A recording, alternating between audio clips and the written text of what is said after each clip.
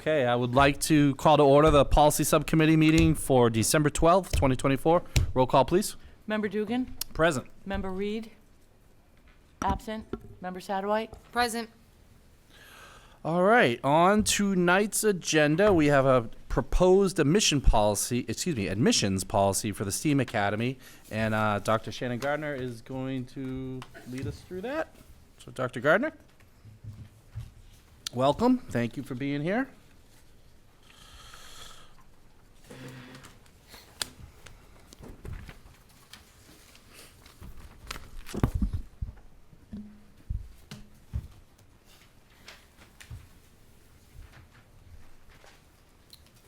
So I believe everyone has a copy of the admissions policy. Okay. So the admissions policy is needed simply because there's limited seats. So this is similar to Frederick Douglass, where we have limited seats, and this school, if you look at down to section 1, the first part is just an introduction. If you look down at section 1, it states that when the school receives more enrollment applications than it has available seats, the district applies a randomized lottery to determine which students it will admit. And students will be placed on a randomized wait list and contacted as seats become available. The next section is very similar to tech, which basically is all about equal educational opportunity.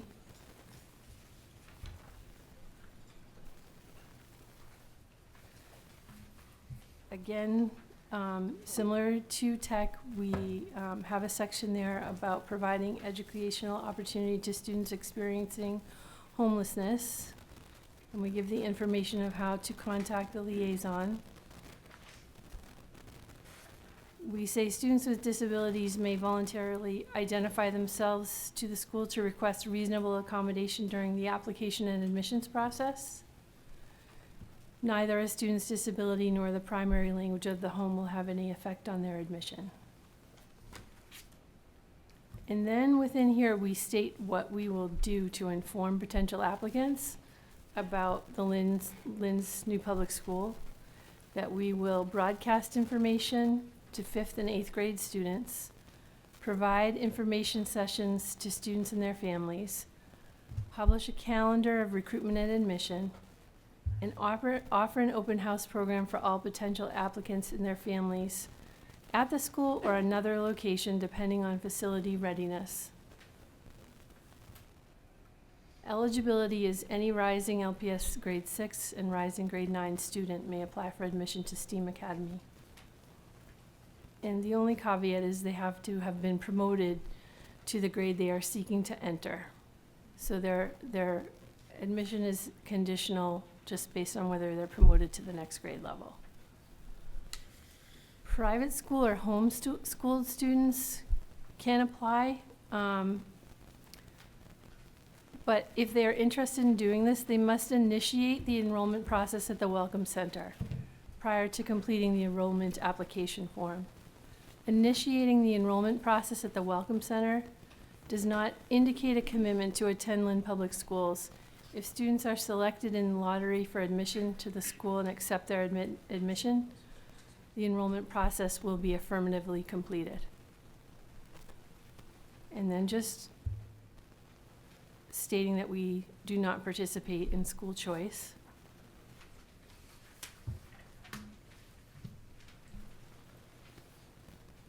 Stating the location at 33 North Common Street. Contact information. We explain it is the responsibility of the superintendent of Lynn Public Schools to supervise the administration of policies and procedures used to admit and enroll students. And then admissions communication policies. This basically outlines what we stated before, that we will maintain a calendar of events on the LPS website where it provides information on the admissions process as well as any other information about its programming. and that we'll share recruitment information with potential applicants in the following ways. Send informational materials home to all potential applicants via LPS communication broadcasts, again, sessions in person and virtually, and share a timeline of preparation for the September 2025 opening and tentative open house date in August. And then we say that students interested must complete the enrollment application on the Lynn Public Schools website. The forms will place the student in the enrollment pool. Should the number of students who indicate the intent to enroll exceed the number of seats, a randomized lottery will tentatively take place during the week prior to February vacation, and accepted students will be notified accordingly. And in regard to late applications, completed applications received after the closing date will be added to a secondary waitlist. Late applicants will be accepted only after the initial waitlist is exhausted. LPS will place the names on the waitlist until the second week of August, at which time the secondary waitlist will be randomized. And if there are open seats available, a second lottery will tentatively take place during the third week of August.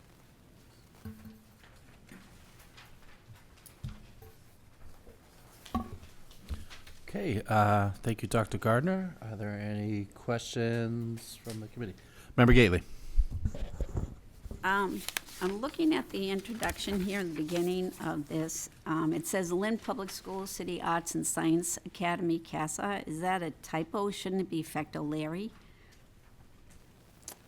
It should say at Fecto Leary. Currently, this is not the name yet of the school. Okay. So currently, the name of the school is STEAM Academy at Fecto Leary, Yes. which we're asking for a change tonight. So whichever name we end up with the school will replace that name in this policy. Thank you.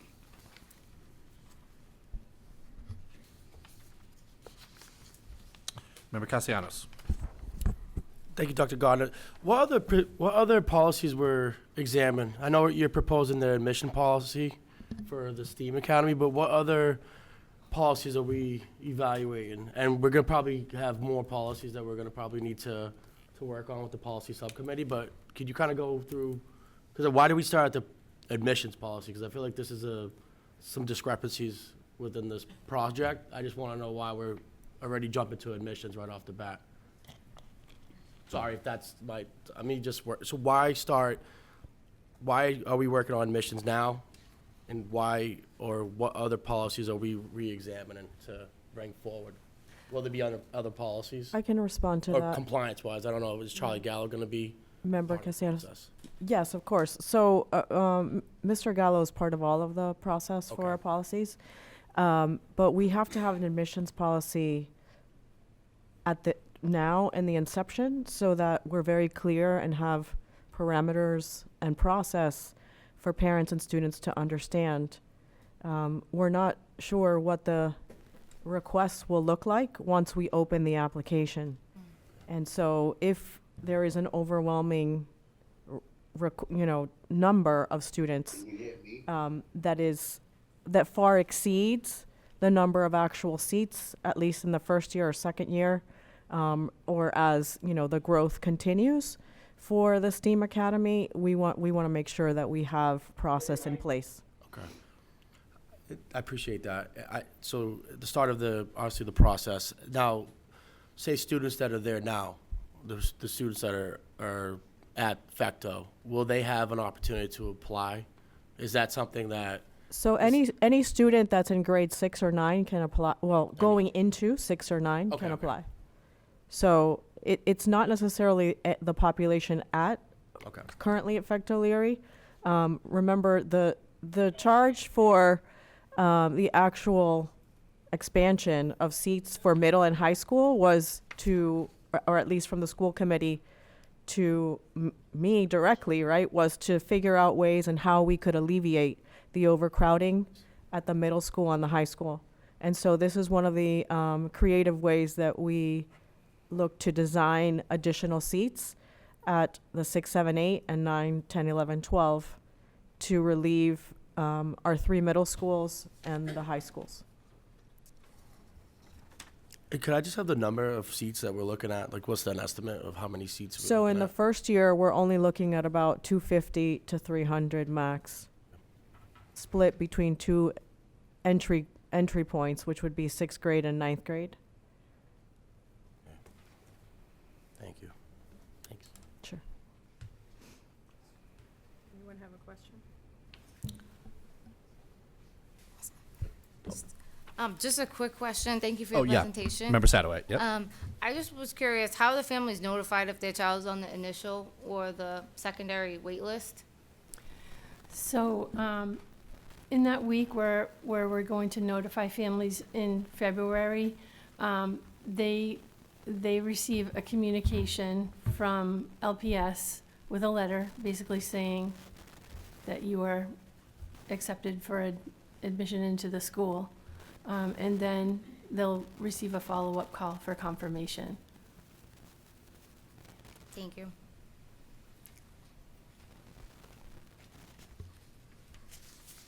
Okay, seeing no further questions, I would need a motion from a member of the subcommittee.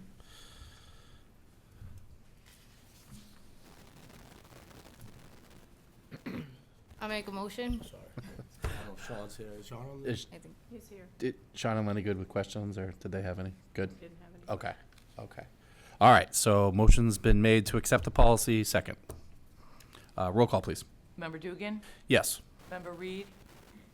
Yes. Member Satterwhite? Yes. Okay. Thank you, Dr. Gardner, and thank you, members, and that is that for the subcommittee tonight. Meeting Motion to adjourned. Move it to the full committee. Oh, yes, thank you. Back up a bit. We'd have to move that policy to the full committee. So thank you. Thank you for the reminder. I'm sorry. Okay. Those glasses. You've had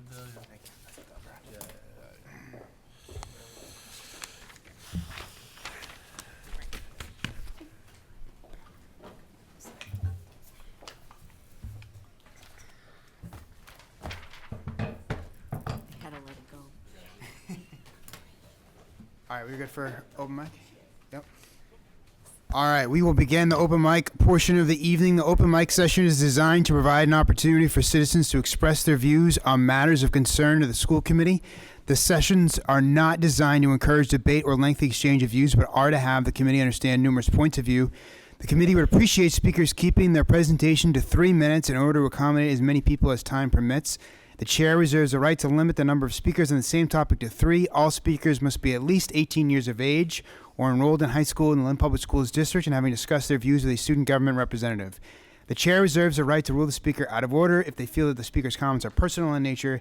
If the speaker's comments are directed at a school committee member or a member of school administration in attendance, that member, through the chair, may address the individual. First on the list, we have Michael J. Curley. You could just state your name and address for the record when you begin.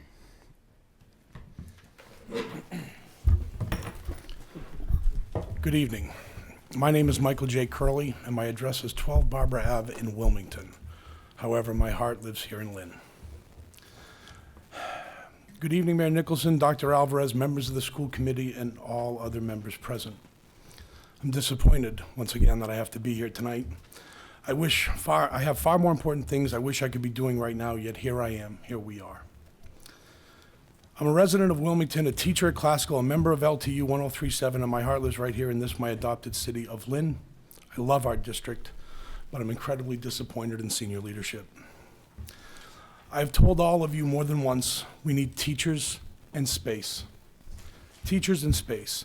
Currently in my building, we have a leaky roof. This has led to a mold issue. We have mice, we have cockroaches. We cannot control the temperature in our building. Some rooms are freezing while other rooms are steamy. We have classes that are co-taught, not because it's rational or a better way of educating, but because we don't have enough space in our building for all of the classes we have to have for our student body. More than 2,000 students in a building built for 1,400. In many of those classes, there are not enough seats for all of the students if they show up. We have an issue with KIPP trying to expand. If that is approved, our school budget will be severely impacted. Our teachers are in the last year of a contract. We are being told there is no money. This is the same thing that was said to Andover, Beverly, Gloucester, Marblehead, Newton, and Woburn. My colleague, Ino Atanian, has been told her visa will not be renewed by the city because of money. I could wax poetic about Ino and what she brings to the district. She's an amazing teacher. She works with the most challenging demographic, our multilingual learners, and she makes it look easy. In fact, she is literally nominated for History Teacher of the Year. She wants to be here. How can our district turn its back on an immigrant? It's unconscionable. How am I supposed to explain to my students that we won't keep an immigrant? How would you? We have serious issues to address at LPS, and there is nothing about a pay raise for the highest paid people in our district that will make any of these issues disappear. Our student-facing staff turnover is immense. This is a failure of leadership. I'm here to beg you, the decision makers, to invest in our schools. Help us get qualified teachers. Help us solve our space issues. Help us clean up our physical plants. Help us keep our teachers, and don't drive out the good ones who want to be here. From one educator to the people in charge, we need your help. Make things better for our students, our student-facing staff members, and our city. None of that comes from pay increases at the top. That's all I have to say. Thank you so much. Thank you. Next is Aaron Doherty. Please state your name and address. Good evening. My name is Erin Doherty. I'm from, I live on 64 Foster Street in Peabody. I'm a Lynn teacher at Fecto Leary. So I'll try to make it quick because I thought I had 5 minutes, not 3. My name is Erin Doherty. I've been a teacher in Lynn for 21 years, 17 of them at Fecto Leary Junior Senior High School. I am also the union representative for the teachers, paraprofessionals, therapists, and behavior specialists. I am here to express our concerns about the expansion and relocation proposal on tonight's agenda. The original messaging communicated to us last fall was that the therapeutic setting located on the 3rd floor of the Fecto Leary building would be incorporated into the STEAM Academy, and the students in our therapeutic setting would remain there and would have access to that program. As of this past Monday, we were informed that the plan has drastically changed and that the therapeutic grades 6 through 12 program would move this coming September 2025 to the new Eastern Bank building and be incorporated into the Frederick Douglass Collegiate Academy, while the alternative school would remain at 33 North Common Street. It is our understanding that grades 6 and 9 of the new City Arts and Sciences program will open in September 2025 on the 3rd floor, and the alternative school will remain on the 1st and 2nd floors until September 2026. We are aware that a STEAM Academy committee exists and has been working on this expansion and relocation plan. However, there has been no opportunity for FECTO students or parents' voices to be heard. Also of concern, this committee does not include not one staff member from the alternative or therapeutic setting. Sorry, I might get emotional. Therefore, there has been no opportunity for teachers, paras, therapists, or behavior specialists to share their history and insight about decisions being made from our most vulnerable students in Lynn. Our grades 6 through 12 therapeutic program at Fecto Leary has existed for 15 years. It was created out of necessity to support our vulnerable students who could not find success in larger traditional settings throughout the city. Most students are anxious and find it difficult to enter our building, never mind a large office building. We talk as a school system every day about equity and inclusion, about doing what is right for the children. So how then are we going to remove the students from the environment where they have found safety, understanding, peace, and most importantly, academic success? Some of the questions we have specific to the relocation of the therapeutic setting are as follows. How and when will families and students be informed about the changes? Will there be a gym on site for students? Will they continue to be able to take self-management classes, which includes laundry, cooking, ironing? Will there be space for therapeutic art and music? Will there be enough clinical space for individual and group therapy? These are all fundamental parts of the program and necessary supports to meet their IEPs. In closing, we just ask that you table the vote that may be taken tonight until a community forum can be held, and consider placing the academic programs STEAM and FDCA together at the new building and leave us intact. Thank you. Thank you. Thank you.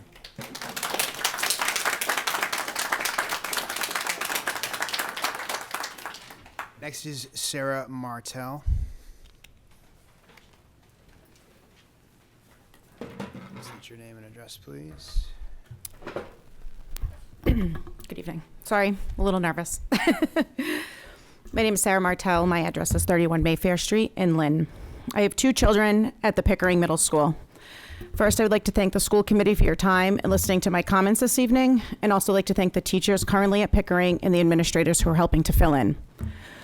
Both our children attended elementary school next door, the Sisson School.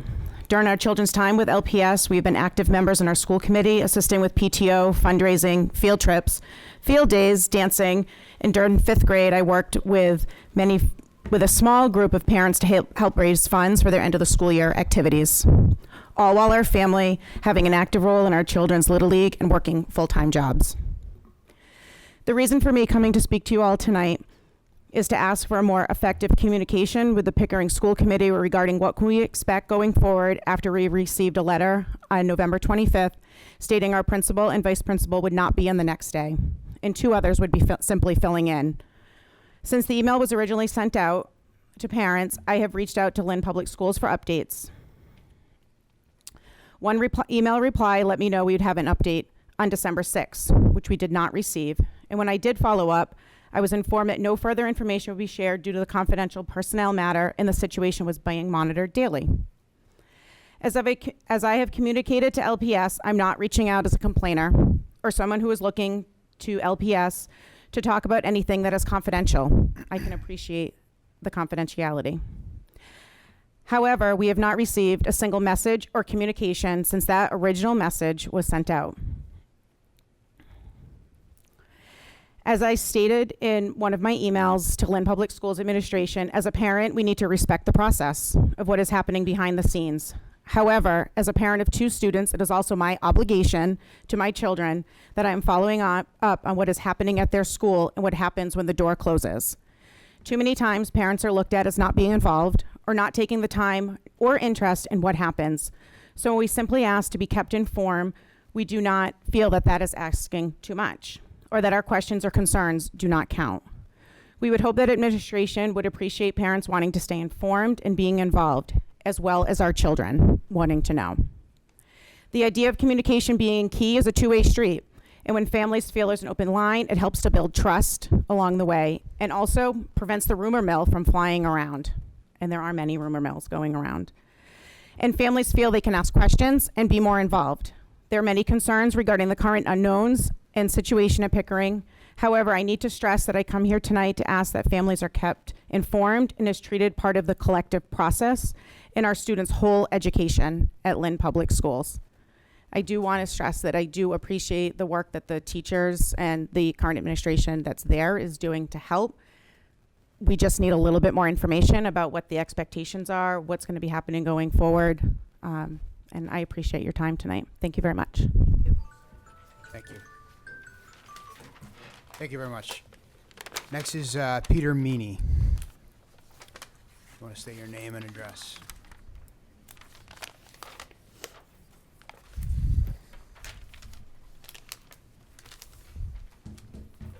Hello, my name is Peter Meany. I am the Ward 1 counselor here in Lynn, and I am here on behalf of several constituents who have made me aware of the lack of communication from the administration, the school system, not necessarily anyone in specific. I don't think the details of what has been miscommunicated are important right now.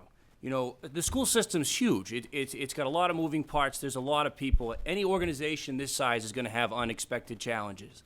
You know, that's why we have middle management. That's why we have point people. With that being said, you know, effective communication in a large organization is not only helpful, it's necessary. And the upper administration in the Lynn Public Schools, as working as a counselor and listening to constituents, is not doing a great job. We're not. You know, do we have a plan for what we're doing? You know, things happen. Here's what's happening. Here's what we're doing. Here's what we're going to do. None of that's being relayed to the parents. None of that's being relayed to, you know, even myself personally as a counselor.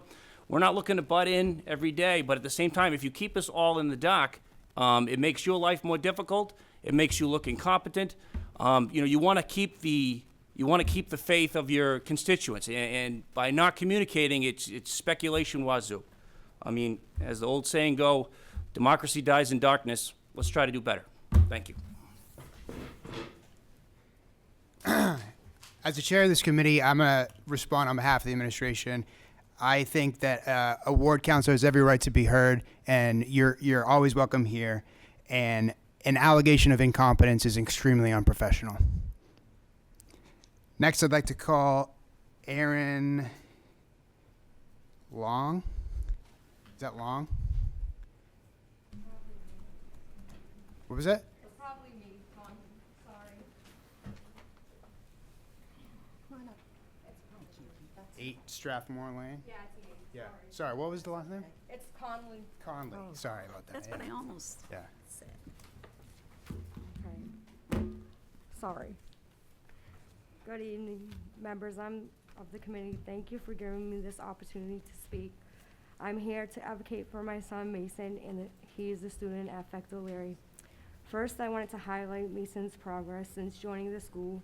Before attending Fecto Larry, Mason struggled with chronic absences, phone calls to pick him up due to behavioral issues were our reality at a large school. The smaller setting. Oh, I'm sorry. Okay. The smaller setting here has made a tremendous difference. Mason feels less anxious, safe, and supported, which is dramatically improved in his attendance and grades. Second, Mason trusts the staff who understands and meets his needs. The trust allows him to focus on his social and emotional growth. He loves R&R, gym time with his peers, which rewards good behavior and motivates him to stay engaged. If this school is taken away from him, Mason will lose the ability he has worked so hard to build. He doesn't adjust well to new environments or people. He would likely refuse to go to school again, undoing all the progress. This decision will negatively impact an entire community of students and parents who have worked tirelessly to help their children thrive. Why weren't parents informed or consulted about this decision with such far-reaching consequences? We deserve to be a part of this conversation, especially when it comes to concern our children's well-being and education. And I just want to say, I worked really hard to get my son to be where he's at today. For the first 3 years, of the pandemic, I was called every day to pick my son up at 9 o'clock in the morning. For 3 years, I couldn't work or do anything. Now my son gets A's and B's.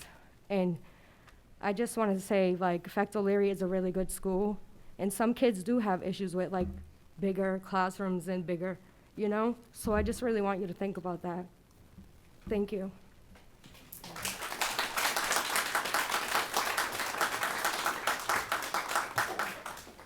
Thank you so much. Anyone else wishing to speak at open mic? Okay. State your name and address. Hi, thank you. My name is Gabe Cohen-Glinick. My address is 1262 Broadway in Somerville, but I'm a community organizer with Neighbor to Neighbor here in Lynn. Thanks for this opportunity to speak with y'all. This is Tommy. I'll have him introduce himself when he speaks. We're here tonight the Neighbor to Neighbor youth team, which is made up of about 10 youth from across the Lynn Public High Schools, have been working to talk to their peers about what issues are most important to them, and we've been gathering information and opinions about what's most pressing for Lynn Public High Schoolers. Really the core thing that we've come to understand is some gaps in extracurricular activities and challenges with funding and support for certain extracurriculars, and we're trying to get a very specific look at what that is and what's most important to the students. But we wanted to sort of bring the topic to the committee leading into the budget season, because we plan to return for the budget hearings and share more specific information. But yeah, just wanted to bring it to the attention of the committee. We'd love to find ways to collaborate, bring more of our team. Thursday nights are tough, so it's a small delegation of us tonight, but wanted to at least come and introduce ourselves to those who don't know us, and open up a conversation going forward. So yeah, I'll pass it to Tommy. And just before I pass, just want to voice also support for the folks from Fecto Leary. That's a really hard thing to come and speak for the first time, especially about your kids. Like that's a big thing. So support you guys, and glad you're here. But pass it to Tommy. Thank you, Gabe.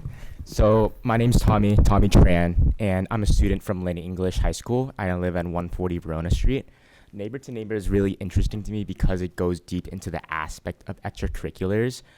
I really think extracurriculars are important for the future of our children. There are youth that are going to make the future of Lynn powerful. Without funding for these type of clubs, for these extracurriculars that really interest them, how are they going to find their passion? That's what I really want to ask all of you. When we have faulty equipment for sports teams, how are we going to expect them to perform professionally? If we don't have clubs that support like STEM or humanics, how are they going to find their passion? How are they going to practice what they want to do in the future? Specifically, I'm part of my school's science team, and recently we've lost a lot of funding, and it's kind of coming out of the coaches' pockets, where they have to pay like a certain amount for like food or transportation.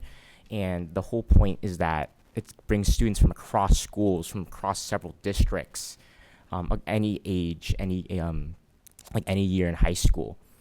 And without proper funding, how are students going to find interest in being able to participate in these activities? If we don't have like any funding, then they're going to see these type of clubs or groups as kind of like underappreciated and maybe not as popular as they would want it to be.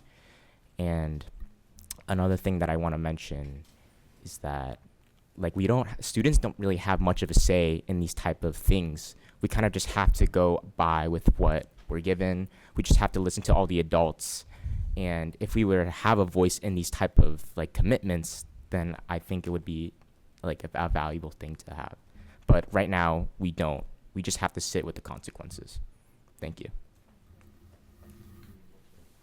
Thank you. Thank you, Tommy. Thank you. Anyone else wishing to speak at open mic? Anyone else for open mic? Last call for open mic. We will close the open mic portion of the evening and move into the 19th regular meeting of the school committee. Roll call, please. Member Castellanos? Present. Member Dugan? Present. Member Gately? Present. Member Pena? Present. Member Reed? Present. Member Sadowhite? Present. Mayor Nicholson? Present. If you could all please rise, if you are able, for a salute to the flag, and remain standing for a moment of silence following. Pledge allegiance to the flag of the United States of America and to the republic for which it stands, one nation, under God, indivisible, with liberty and justice for all. If you could all please remain standing for a moment of silence in memory of Diane Bohosian, retired teacher, passed November 20th, 2024. Barbara Rafuse, retired personnel director, November 20th, 2024.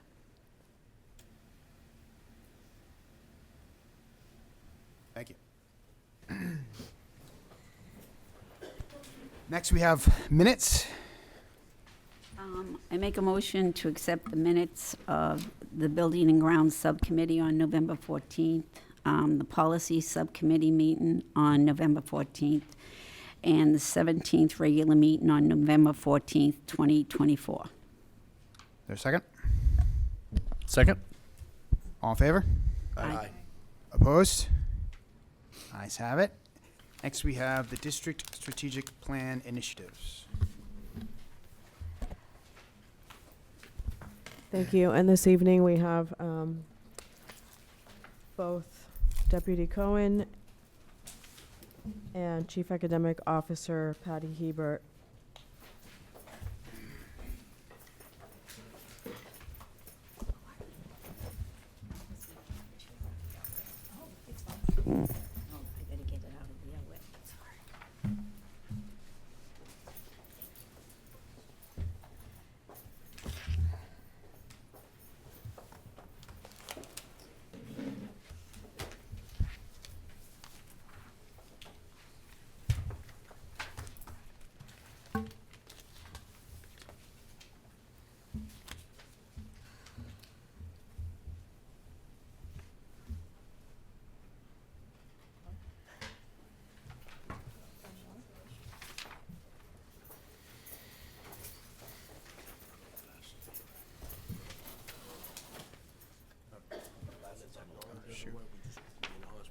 While we are setting up, I also want to introduce our student member of the committee who is joining us this evening, Kayla Chajan. Yeah. Yeah? Chahon. Chajon. Thank you. Kayla Chajon is an outstanding student member of the Lynn Tech community. She maintains a cumulative GPA of 4.22. While consistently challenging herself by taking advanced coursework, including honors and early college classes, she has been recognized with the Massachusetts Student Achievement Award and the Generation Citizen Collaboration and Diversity Award. She's part of our radio and television broadcasting program and has a co-op job working at Peabody TV, where she specializes in editing and production. She's also a leader in Skills USA, where she has earned district and state-level medals on video production, and this year serves as the social chair. And she has contributed hundreds of hours of community service, as well as plans and organized events, has gone on to earn national recognition as a national model of excellence and won the Presidential Medal for volunteer work. She's also a member of Raw Arts, the Inclusivity Club, Trio Educational Talent Search, worked as an intern at the Aquarium, a sales associate at TJ Maxx, a group leader at Campfire of North Shore, currently a finalist for the prestigious Posse Scholarship to Bucknell University. And wait for this, at Bucknell University, and plans to study elementary education.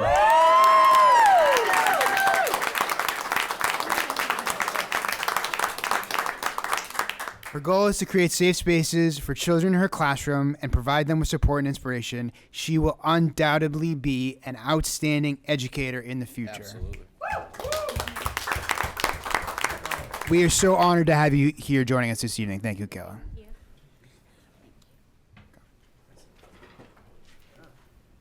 Okay, good evening. This is a really tough act to follow. I am Molly Cohen, Deputy Superintendent. And Patricia Hebert, Chief Academic Officer. And we are really excited to be here to quickly go through the strategic plan and look at some of our goals.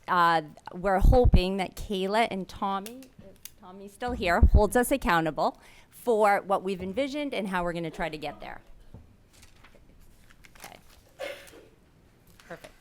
So this evening, we're going to review our 5 priority areas. We're going to look at some goals that we've designed, and then we're going to talk about those initiatives that are underway. Some of these slides are familiar because we're just revisiting, but this executive summary highlights our vision statement about how we create equitable conditions for all of our students, along with the specific qualities that we endeavor for all of our graduates to embody when they leave us as graduates. Oops. Go back. The development of our goals and initiatives center students and staff who have been historically marginalized and underrepresented in advanced pathways.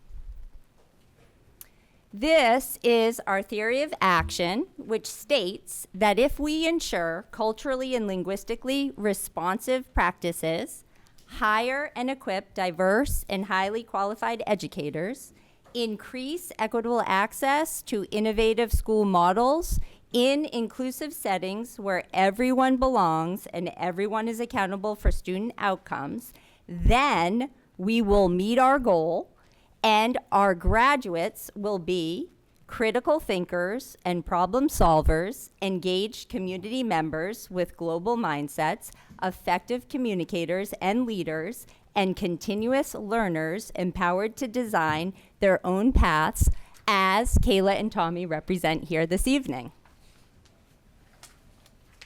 We are particularly proud of these specific descriptors of the LPS graduate who will enter the global market ready to tackle the complicated and complex challenges we face.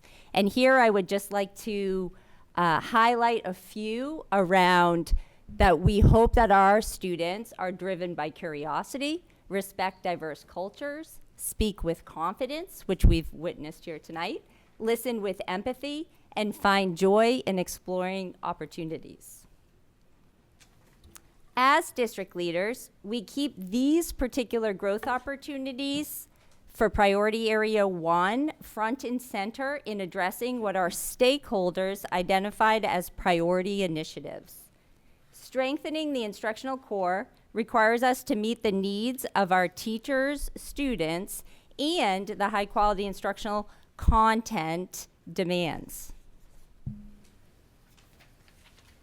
As mentioned prior, we have elevated teacher hiring and retention in priority area 2, culture and diversity, equity, inclusion, which exists in all 5 priorities, and annual planning, which is what we're here to talk about tonight, in all 5 priority areas.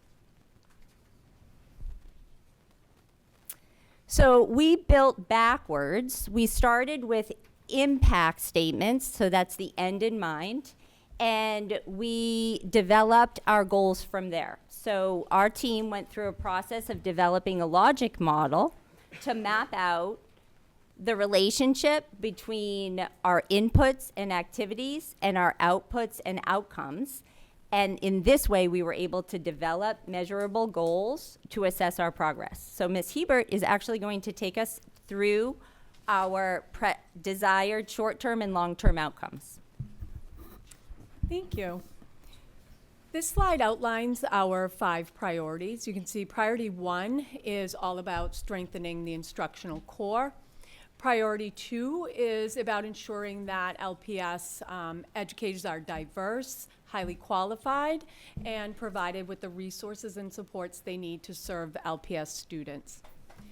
Priority 3 is about increasing equitable access to innovative school models, programs of study, and advanced coursework. Strategic priority 4 and 5, you'll notice it says cross-cutting there. The reason for that is they influence and support all the other priorities in the strategic plan. Priority 4 is focused on fostering belonging and inclusivity, and priority 5 is centered on data-driven equity strategies, provide the foundational culture and tools necessary to advance success in every area of our work.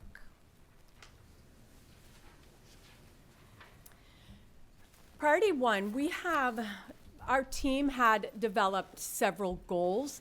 Tonight, it's just we're presenting one goal from each of the priority areas, but in later dates, you will see all the goals that are associated with each priority.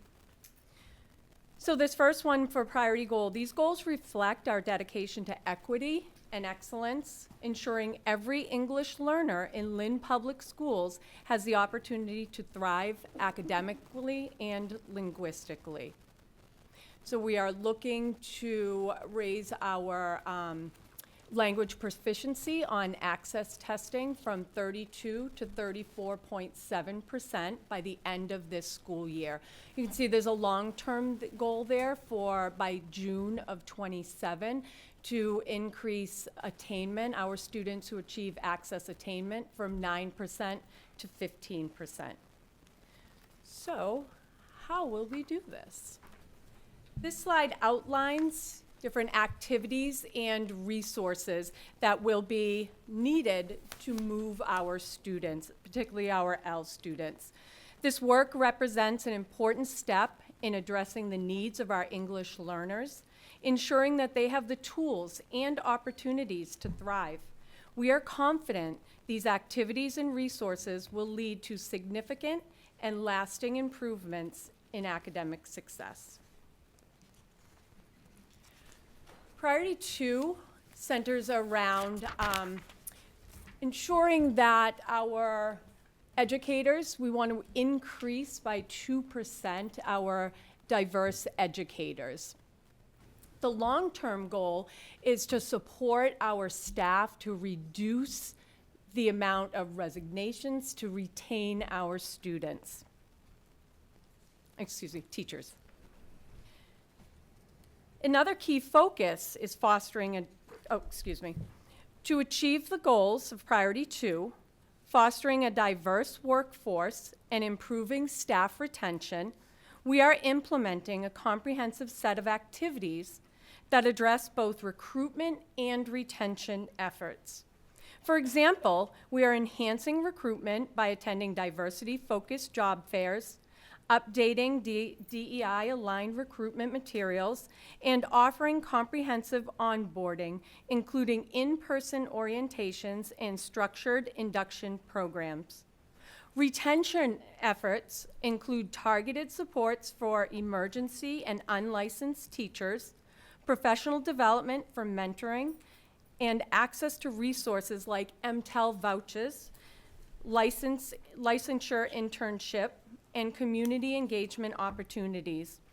Additionally, our HR department is collaborating with city partners and sharing updates through a monthly newsletter. Priority 3 focuses on expanding access to advanced coursework for economically disadvantaged students, ensuring equity in academic opportunities and preparing all students for success in college and careers. To support Priority 3, we are expanding advanced coursework opportunities through targeted outreach and support for economically disadvantaged students, ensuring equitable access to advanced placement, early college, and STEM programs. Resources like Flashlight 360, Rosetta Stone, and Elevation are being utilized to support student preparation and success in these courses. Additionally, partnerships with higher education institutions and community organizations are providing valuable resources, training, and pathways for advanced learning. The goals that we're focusing on here tonight for Priority 4 is the overall increasing belongingness and feeling supported within schools. By 2025, overall school belonging will improve by 3% from the district baseline as measured by the climate survey. By 2027, the overall school belonging will improve from 73% to 78% as measured by the school climate survey. Here you can see a long list of things, activities, and resources to support Priority 4. We are fostering inclusivity and belonging through initiatives like inclusivity teams, the No Place for Hate campaign, and affinity groups for staff and administrators of color.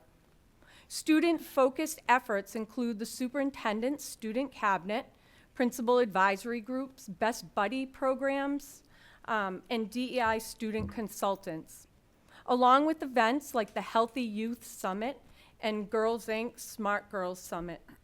Additionally, partnerships with organizations like UMass Boston Asian American Studies Program and celebrations as the Celebrating Our Hispanic Heritage event are helping to create welcoming, culturally responsive school communities. Priority 5 focuses on leveraging data to drive equity and improve outcomes for all students by addressing and reducing achievement gaps. By 2025, 100% of Lynn Public Schools and district leaders will utilize a district-wide system, Open Architects, to collect and analyze student performance data.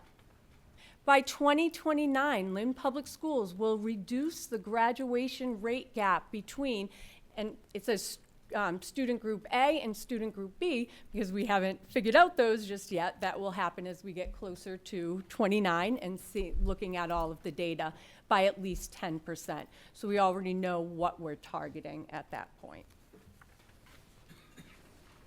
And how will we achieve those goals? To support Priority 5, we are implementing district and school-based data meetings and establishing data champions at every school to ensure consistent data use. Activities include data-wise training, development of an MTSS handbook, and exploration of data platforms to support the MTSS framework. Resources like DataWise and Branching Minds are being utilized to provide professional development, tools, and strategies to address equity gaps and improve student outcomes. Fabulous picture of some of our students.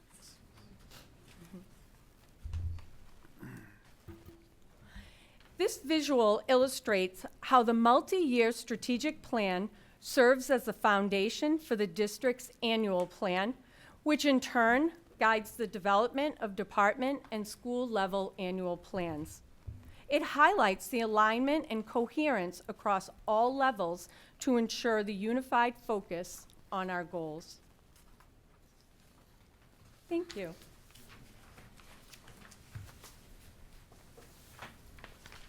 Thank you. Thank you. Any questions from the committee? Yep, Member Dugan. Yeah, thank you for the presentation. I know that this is obviously a lot of heavy lifting, a lot of work, so I do appreciate everything that went into it. I do really appreciate the teacher hire and retention being a priority. It's mentioned intentional onboarding. You talked a little bit about it, but how are we, like, for example, someone like Kayla, who we now know is going to be an elementary teacher or plans on that. How are we going to get into people like her and maybe even like nationally to just kind of recruit teachers? Is there any plan for that? So I can speak to, we already have programs where we're trying to build our teaching staff from within, grow our own. We have future teacher clubs. We have the diversity grant that has opportunities to provide opportunities for our students to actually work in some of our classrooms. The LVTI program, the students actually get to go to, and I assume you've been, or maybe will be assigned to a Lynn Public School classroom and actually work within that classroom and get to experience what it's like to be a teacher while being with a fellow teacher. So we're working really hard to give opportunities for our students to choose that pathway. Right. Come back. Go ahead, you can, absolutely. In addition, we have a partnership with Latinos for Education and Salem State University, where we are conducting a programming phase for early college students to be exposed to the education careers and have specific classes that would expose them to be more interested in becoming educators. Thank you. Thank you. Member Gailey. I just have a couple of questions because there's a lot of action steps in year one. That's this year. Could you explain to the committee what Flashlight 360 is and TAG funding? Flashlight 360 is a program that is new to our schools this year. We're starting in the secondary schools with selected students, L population 1 and 2. It focuses heavily on speaking and writing. It's a computerized program that will adapt as students go along.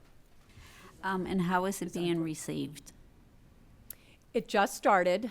They're in the benchmarking right now, so we will have a better idea.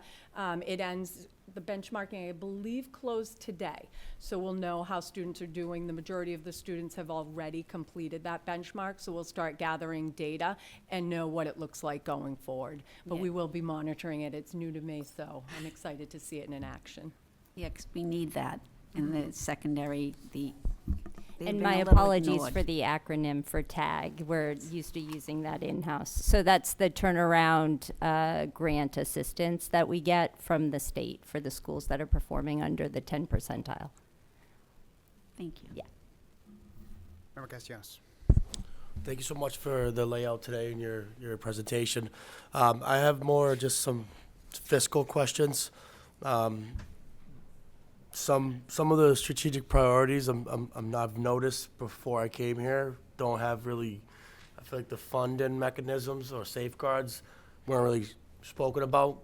We had some bold, I feel like with each priority there were some, like, for example, professional development or some of the extras like within the action steps. I don't really see a broken down cost analysis on each of these priorities. I'd like to see that happen. Considering the climate that we're entering politically, I know Title I, there's going to be some changes around what that's going to look like. I also think the governor's numbers still haven't came out yet, so there might be some differences there that I know our CFO and also the city's probably being really mindful of what that's going to look like. I know those will have impacts on every one of these priorities. If you look at operational costs, we're 82% people. Is that, sorry if I'm right, that's a lot. We have a lot, yeah, well, that's going to be, I think, instrumental with some of the, strategic goals for staff retention. So direct connection to that. So I think there needs to be some real serious focus on that, especially once we start laying out like these short-term outcomes, because these can really change. And we're in really fiscal, there's very thin ice right now that we're on. And I know this is a working live document. I think that was described with this process when we first developed the strategic plan, right? That was the consultant's goal, is to make sure that we can go in, modify hit pivots. I just think I appreciate you guys giving us the pulse of what we're looking at to plan and map out. But I really would like to see us really set those fiscal benchmarks and targets up very, very closely, because you can have the best vision all you want, but if we can't afford or pay for it, we're not going to be able to execute it. That's just my thoughts. I would just add that this year's goals is based on this year's budget and all the grants that have been awarded, and how we can make sure that the grants, we went after grants based on the strategic plan to accomplish those goals. So advanced work classes, like we received a grant for AP in order to support more teachers to get AP training so we can offer more AP courses, those type of things. And so whatever the state has to offer in grants, we go after it pretty with strong initiative. Relentless. Yeah. I think we are pretty very aggressively. I think that's so, awesome that we're relentless yes, there, we so. are. We're in the same frame of mind as far as being very budget conscious. This is why we give you these goals annually, because depending on the budget can impact how far we can get on some goals based on what's available for us to execute. And these have, so for the titles budgets, which support the majority of this, that's been done for this entire year through July. So it's certainly just a timeline issue of implementation. So to share with you the initiatives, the timeline, the resources, and who's responsible is something that we intend to do shortly. Thank you. Mm-hmm. Yep, Member Satterwhite. Just a quick question back on the priority ones under the resources. I know at one point we touched upon, for example, the Rosetta Stone. Is there anything that we're going to be able to get in regards to like numbers for, I know how much we had spent on specifically Rosetta Stone, like the utilization, how many people have signed up for it to see if it's actually worth it? We did share, I think, at the last meeting, but we can give you a folder of some of the information Perfect. that from the last meeting, last 3 months. Okay. To update you, but we'll be continuously updating that. Thank you. Sure.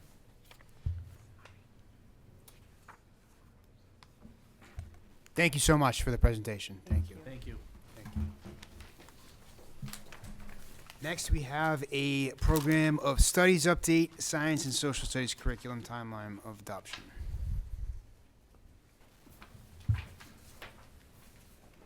We're going to start with an update on science and then social studies, and then we'll get into the program of studies.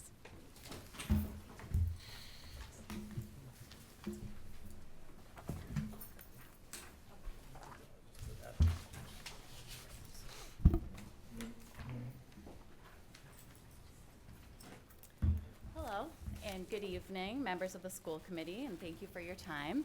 I'm Cammie Cox. I'm the Assistant Director of Curriculum and Instruction for Science.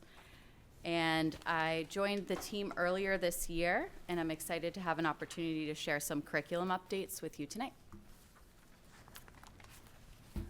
So this agenda is for my presentation. The main focus will be to share the details of the middle school science resource implementation that was already underway when I came on board, as well as share about the work that has recently began to look at science curriculum for our elementary grades.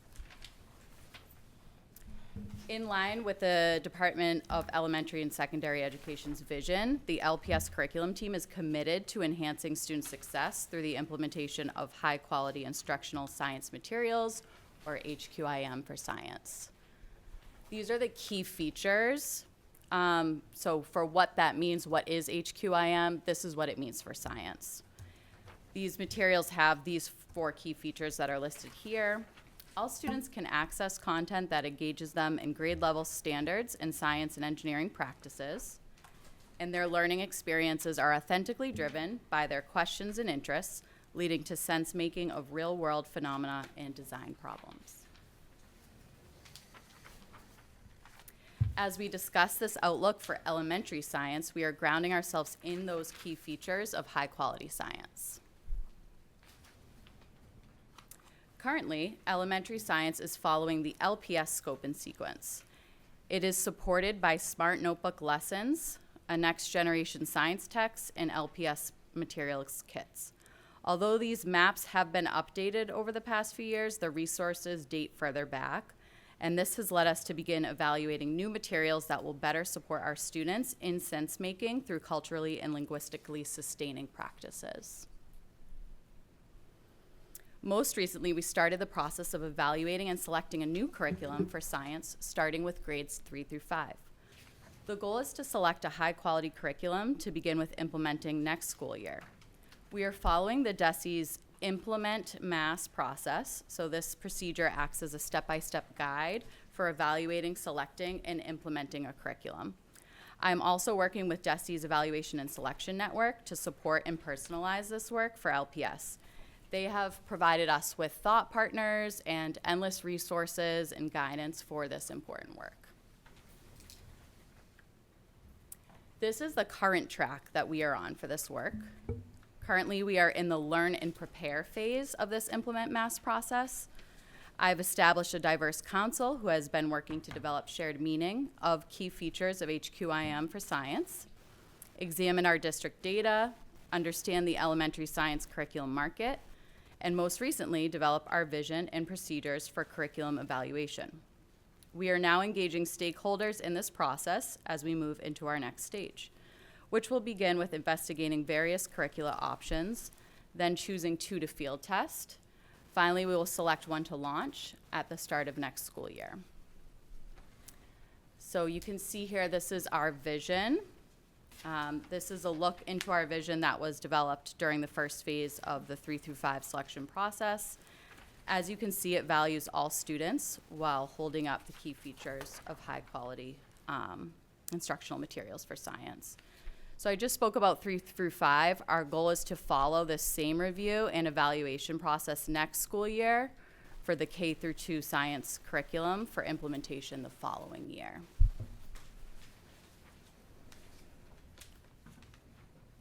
So overall, this means that at the start of the 26-27 school year, we will have HQIM across all elementary grades in science. This process does not end when a curriculum is selected. Next stages include planning and executing a well-thought-out and well-communicated implementation plan, along with a comprehensive professional development plan. I will work with stakeholders and our curriculum committee to establish and launch these plans. Next, we're moving into updates for middle school science. The use of Open SciEd was presented on in June of 2023. Since then, we have been phasing in this Open SciEd curriculum as a resource. This is an update on the continued progress of this curriculum implementation plan. Open SciEd, or OSE, is a free, high-quality science curriculum designed to engage students deeply in science learning through hands-on, inquiry-based activities and is adaptable to meet diverse classroom needs. I do want to note that this high-rated curriculum and its resources are open or free. However, the materials needed to implement the science lessons, like the materials kits, are not, and the PD is not free either. To hear more about Open SciEd, here's a quote from one of our LPS grade 7 teachers at Thurgood Marshall Middle School, Mrs. Lavasco. She's teaching Open SciEd for the first time this school year, and this is her quote. OSE is well thought out, hands-on curriculum. It empowers students to take charge of their own learning. OSE helps me provide students with opportunities to plan investigations and ask meaningful questions.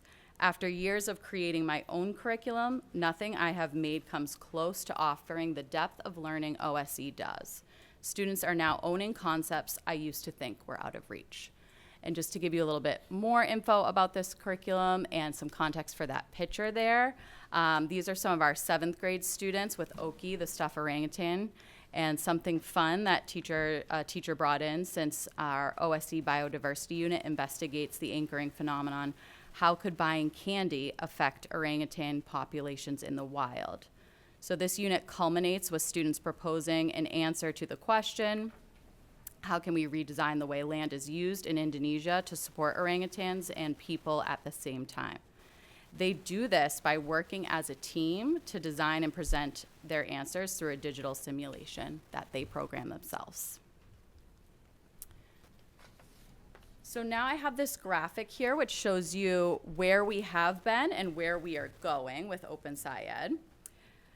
Not shown in this graphic is the work actually that began prior to this in 2022, as the Middle School Science Curriculum Council examined different curriculum resources and determined to move forward with last year's field test that you see up there in the first column. So this is where we're picking up with the graphic. The field test provided us with valuable student and teacher data that was used to design next steps regarding mapping materials and professional learning. Now I will go over the details of this school year that you can see there in the second column. So this year, all middle school science teachers are implementing 2 out of the 6 Open SciEd units in their grade level. This summer, educators were supported with a 4-day storyline training. This helped educators learn the routines around anchoring phenomena and sense making that each OSE unit follows. It also supports them with time to unpack a specific OSE unit. At this time, about a quarter of our educators have received this training, and it will be continuously offered in the years to come. On August 29th, all of our middle school science teachers, so 100% of the teachers, received a launch professional development that also trained educators on those OSE routines and practices through a unit focus. So this is similar to that 4-day storyline training. It's just 1 session instead of the 4. After that, educators continue to be supported throughout the school year through an OSC Schoology course that contains a plethora of teacher and student support materials, such as scientific discourse sentence starters, classroom routine scripts, as well as topic and unit-specific webinars. Educators are also engaging in frequent PLCs where they can collaborate with their peers in unit unpacking, lesson internalization, and student data reviews. Most recently, we initiated the work of updating and enhancing the LPS scope and sequence maps, working toward including equity goals and scaffolds to support the diverse needs of our learners. Finally, as we did last year and will continue to do for progress monitoring, we are collecting student and teacher feedback and providing educators opportunities for peer observations. So this slide shows the 2 units that educators are implementing this year across all middle schools. I'm happy to report that the district provided teachers with 100% of the materials needed to implement these units and will continue to do so. This means we purchased the kit materials along with any supportive materials such as science notebooks, lab gloves, or glue sticks. Additionally, we even are piloting a grocery store gift card procedure this year to support the perishable materials that have a short lifespan.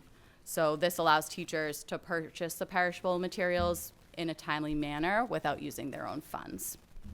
I'm just gonna go back to this Outlook slide here so we can discuss where we're headed next. As you can see, next year we will be moving into full implementation across middle school grades.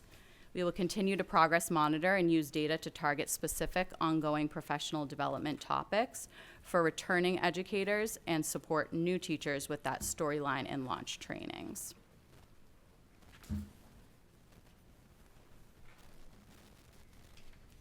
So in addition to supporting curriculum implementation and maintenance through a targeted professional development plan as the year progresses, we will innovate the curriculum maps by adding and enhancing the diverse learning supports. Again, using progress monitoring routines will ensure the curriculum is supported in meaningful ways as our teachers engage our students in sense-making and real-world problem solving, fostering critical thinking and making science learning captivating and relevant. At this time, I just want to say thank you, and if you have any questions, I'd be happy to answer them. I do have questions. Member Gately. Hold on, I'm coming around. So,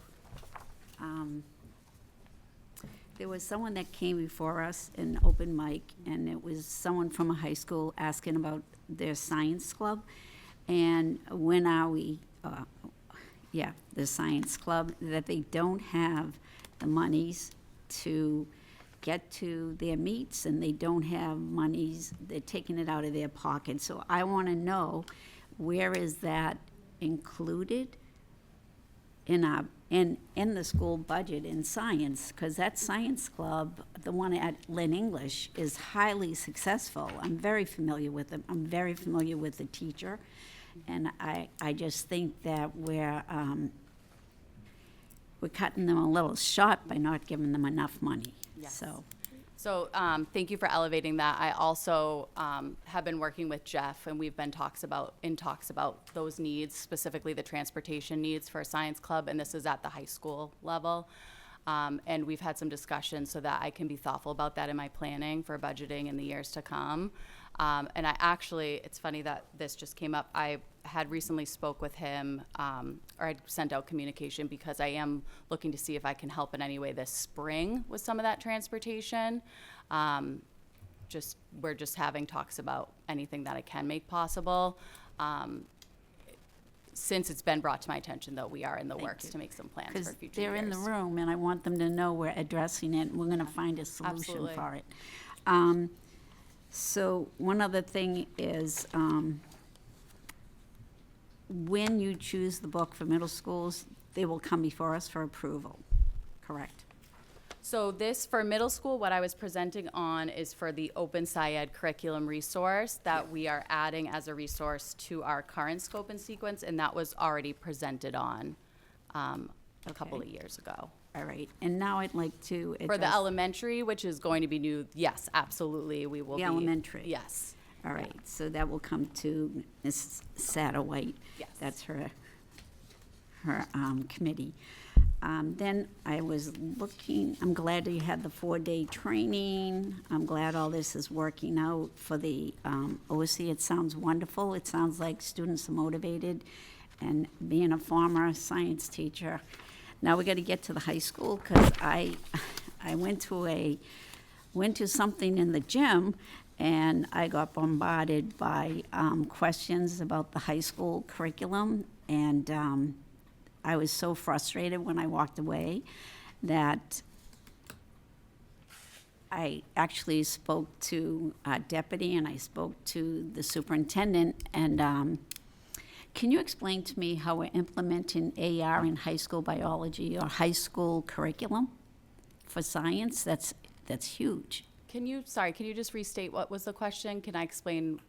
How we are implementing artificial intelligence, AI, in our projects for science in the high schools. So at this time, we don't have a comprehensive AI science plan for the high schools, but that's certainly something that I would be interested in collaborating with our technology team for moving forward. I know that they have been, they established a new course about that, and there has been some trainings on that. I would also love to have a further conversation about if there are any concerns around it, or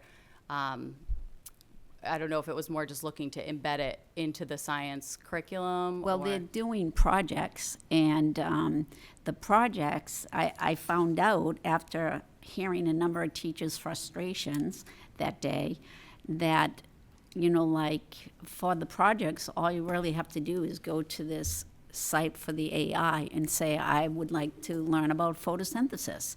And I want to do a project on it. It all shows up, and it gives you, like, lesson plans and everything. And I don't think our teachers in science understand that it's that easy.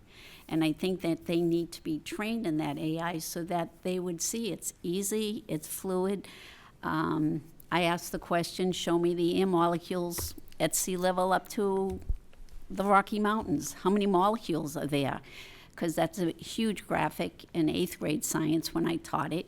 And it's overwhelming to see how many molecules. And when students see that, I think that will be, you know, impressive for them, because yeah, absolutely. it will I help with agree. their I learning. think that it's important with the changing technologies that we keep up with it, and I think there are lots of opportunities that have already started in the district for teacher training, and I think it's important that, you know, we share with all of our teachers, including science teachers at the high school level, how they can utilize that technology and help their students to use it in a way that's going to benefit I them. believe, Member Gately, what you're referring to is called Copilot.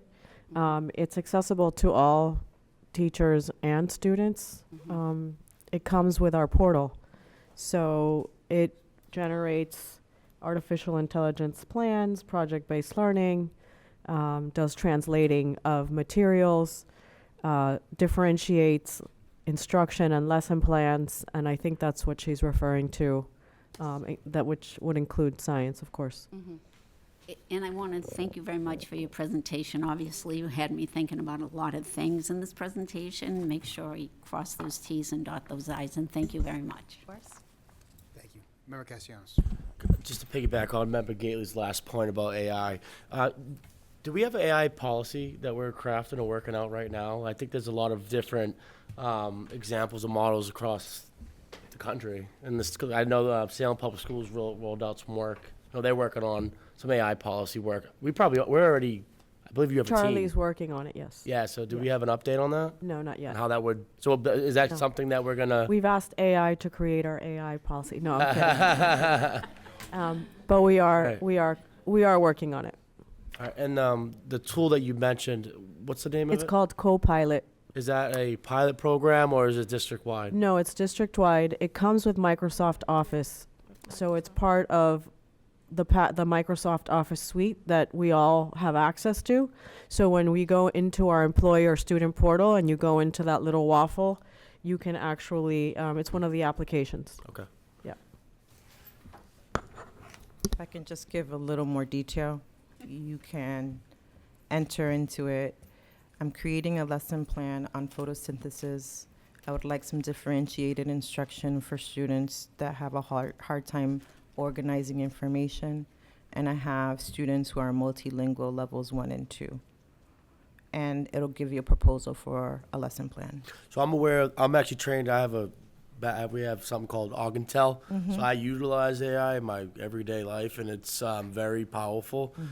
It's very important that we develop a framework and policy in terms of how that's going to look, whether it's students, how we access it, how we utilize it, especially around like the student environment, and climate's changing tremendously. Like a lot of students, and even academia, it's pretty unleashed right now. Correct. It's And definitely so- wonderful. It could do, as Member Gately described, like it's just amazing how fast and how efficient you can really be in learning. Right? It's an advanced learning tool that is something that I think is going to be it's innovative. It's the 21st century. Our students that are going into that next workforce, current workforce, it's definitely something that we should be prepared to take on in the 21st century. So I do appreciate the forward work on that.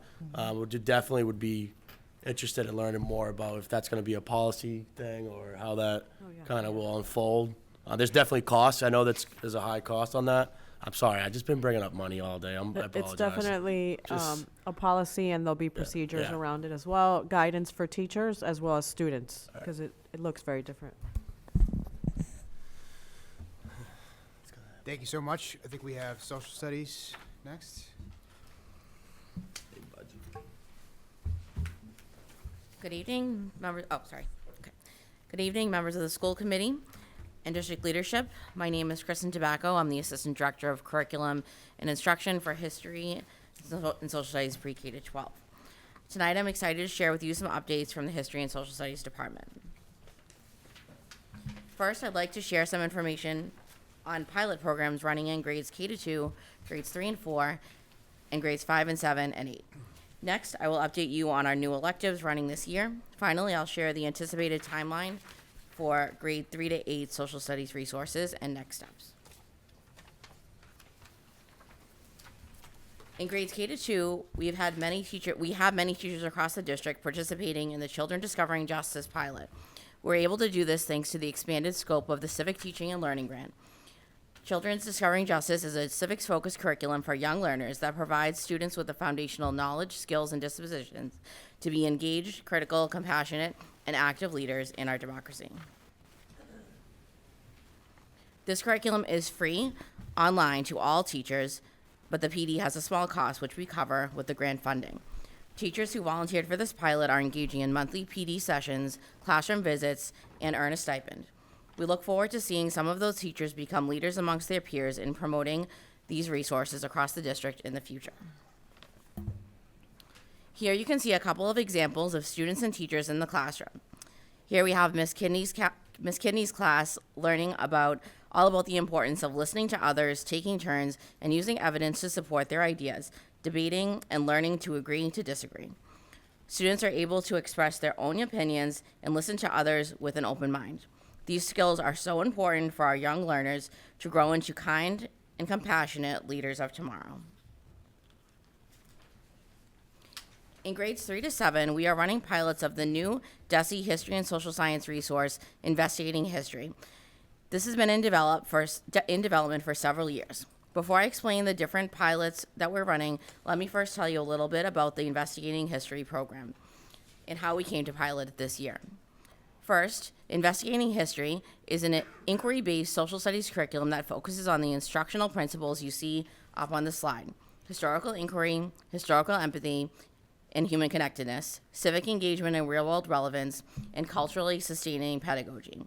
This curriculum is fully aligned with the Massachusetts DESE Social Studies grade level content, literacy, and practice standards. I guarantee if you flip to any lesson in this curriculum, each person in this room would learn something new. Lynn is lucky to have been accepted into the grade 3 and 4 Investigating History DESE pilot. This is a special opportunity for us because grade 3 and 4 are not yet released to the public. Lynn has the highest number of teachers of any district in Massachusetts participating in this pilot. Some of the benefits of being accepted into this free pilot are 6 full days of professional development for teachers throughout the year, virtual coaching for all teachers, teacher stipends paid by DESE, and we get to share all of the unreleased draft materials with all of our teachers, regardless of whether or not they're in a pilot school or grade. I've had the pleasure of visiting many classrooms already this year to see this curriculum in action, and I both see and hear that students are excited to learn about history. They're actively engaged in primary sources, maps, and texts, and teachers report that the materials, strategies, and lessons are extremely high quality, culturally and linguistically responsive, and easy to use thanks to the support of the professional development providers. You can see on the slides a picture of an inquiry chart in Miss Finnegan's room at Shoemaker, where students and teachers keep track of the essential question of the unit or lesson, what they learned, and most importantly, how they learned it. Students always know what they're working on in their social studies classroom with this program. On the right is a student at Druix that had a special opportunity. The grade 3 team brought in Darius Coombs of the Wampanoag Nation in Mashpee to teach students all about Wampanoag culture. Darius and his family are featured in one of the actual videos in the lesson plans that students are learning in this unit. The students were so excited to tell Mr. Coombs what they remembered from the video about his family and from the text and materials they read in the lesson. In grades 5 through 7, we are also doing a full year investigating history pilot, but this one engages all students and teachers in all schools. Mini pilots were run in the spring for all of these grades, which helped inform the need for a larger pilot. Grades 5 through 7 are in their second year of being fully published, so we're able to access these resources in a different way. All Investigating History materials live on a Google Drive and on the Investigating History website, and are and always will be free. Our partner PD providers, Local Civics, has been amazing in providing full-day unit launches, personalized and small group coaching, PLCs, as well as district level team support to help scaffold and customize this curriculum for our students.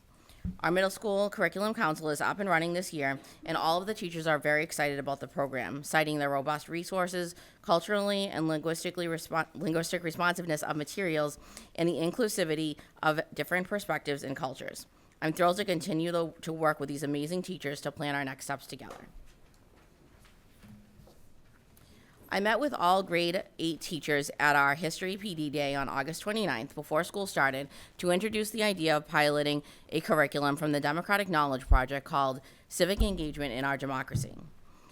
As we talked, I was surprised that every single teacher in the room agreed they all wanted to try out this new curriculum after our PD provider shared more about the program.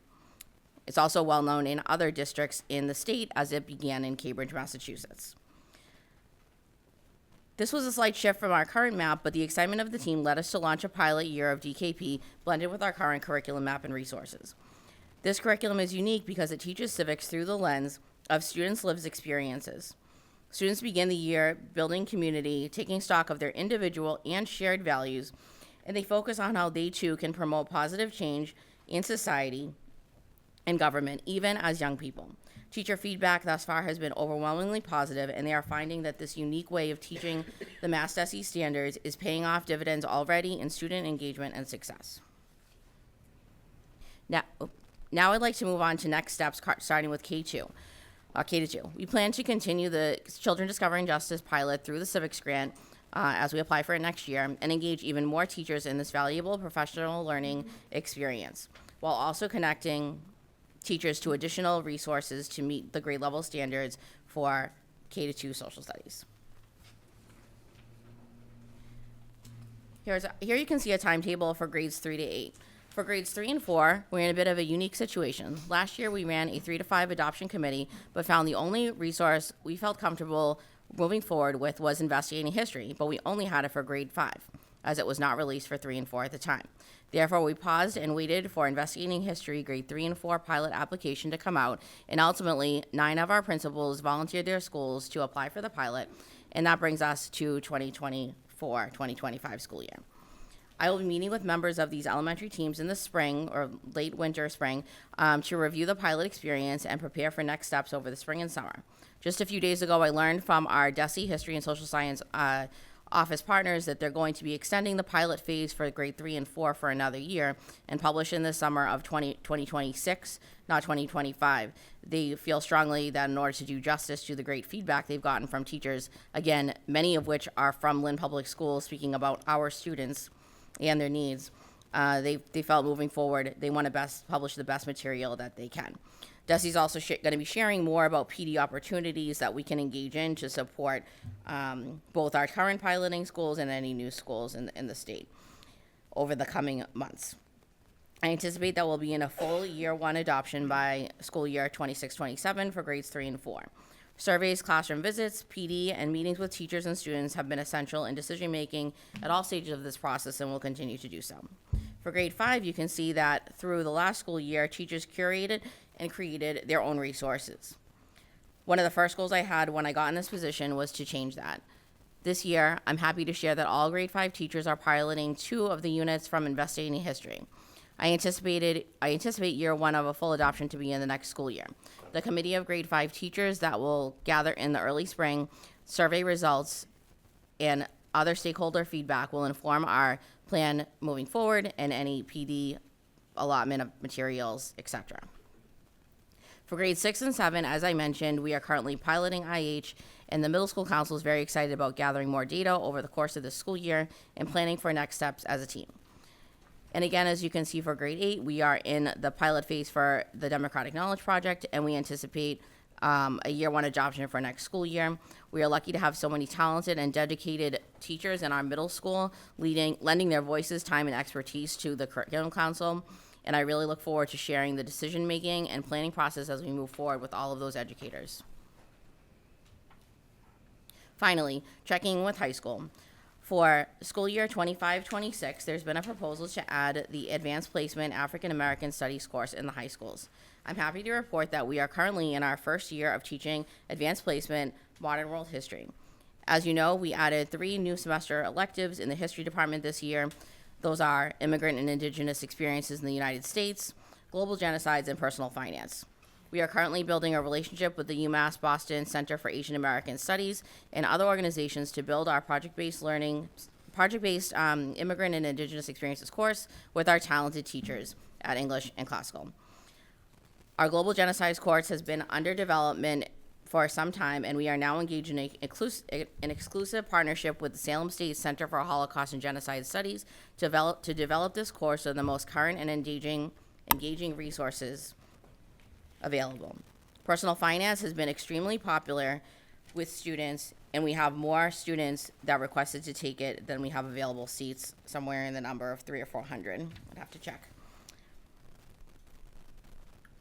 The impetus for adding this course largely came from Lynn Tech students who did outstanding civics presentations on the need for more financial literacy in schools. Speaking of civics, we are particularly excited for our 4th annual LPS Civics Day, so please mark your calendars for May 30th, 2025. And of course, we continually monitoring our curriculum maps and resources in all of the core content areas in high school, and we integrate teacher feedback regularly via surveys through the High School Curriculum Council. Thank you so much for your time and attention this evening. If there's any questions, I'd be happy to take those at this time. Thank you very much. Questions on social studies? Yep, Member Castellanos. I just want to say thank you. It's one of my favorite presentations. You always do a wonderful job. The civics, when was the date? It's May 30th. I'm going to be sending you an email. Okay. Yeah, with the time I figured. Okay, very so soon. May 30th. Thank All you. right. Thank you. Same place as last year. Awesome. Member Gately? I'm just making sure that, I just want to make sure that all the students are like receiving what they need, like MLE students are receiving any kind of support they need, SPED students throughout all of these curriculums, correct? Yes, that is a huge focus. Since we're doing many things, I'll just speak to Investigating History, for example. The curriculum, they provide different scaffolds for all of the assessments and much of the lesson plans. And one of the things about the 3 and 4 pilot is they're getting so much great feedback from cities like us and Boston. Lowell, I think, is involved, maybe Lawrence, and some other cities with similar demographics, and I really am excited to see what they come up with for 3 and 4, because it's already so good. But anyway, yeah, they do build in scaffolds, but then we also spend much of our professional development time working on how can we scaffold and modify these resources. So that's something that, teachers do want to customize for their own students in their classroom, and so we help support that. Thank you for that presentation. Excellent. I really love the Literacy Day. It was very good. Oh, the thank you. students were very engaged. Oh, thank you. Thank you so much. Thank you. Thank you. Next is the Frederick Doug. Actually, no, I'm sorry, the program of studies.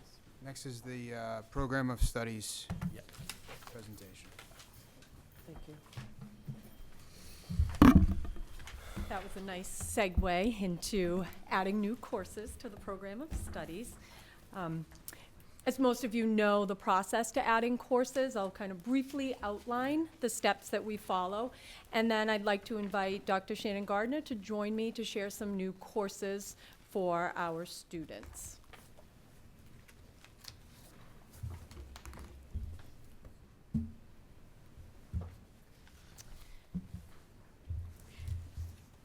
As part of our new course selection process, we gather information from various sources, including feedback from students and parents, to ensure the courses align with their interests and needs. We also analyze industry trends to identify emerging fields and skills, ensuring our offerings prepare students for future academic and career opportunities.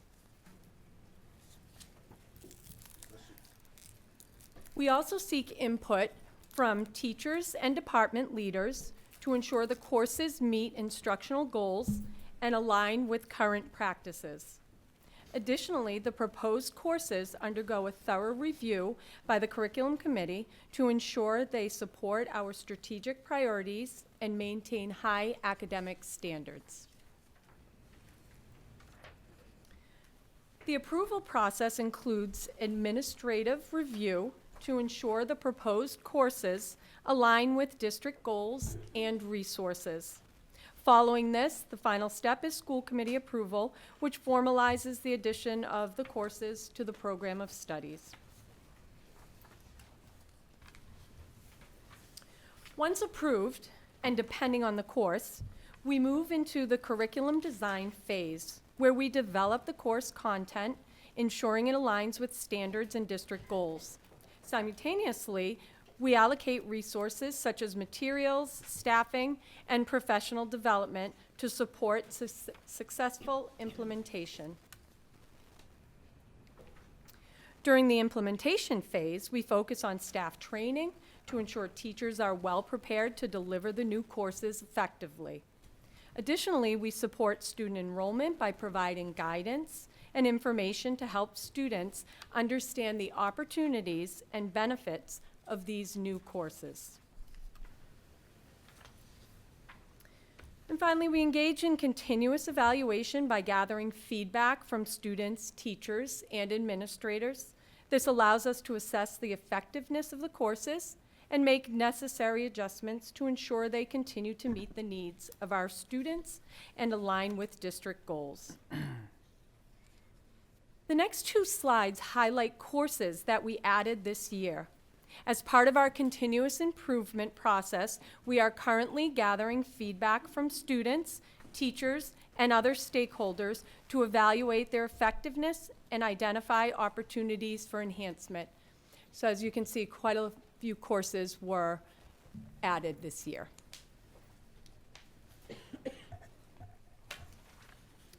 And now I'd like to turn it over to Dr. Shannon Gardner, who will share the exciting proposed courses for the 25-26 school year.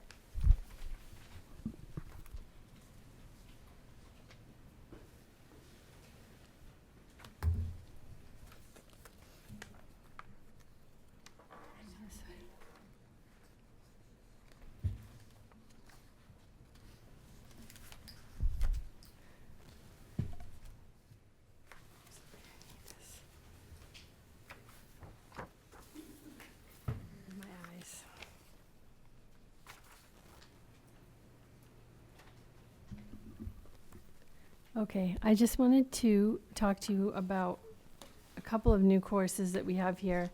One is work-based learning internship. This is something that we've been working toward this year in terms of building up our relationships with employers.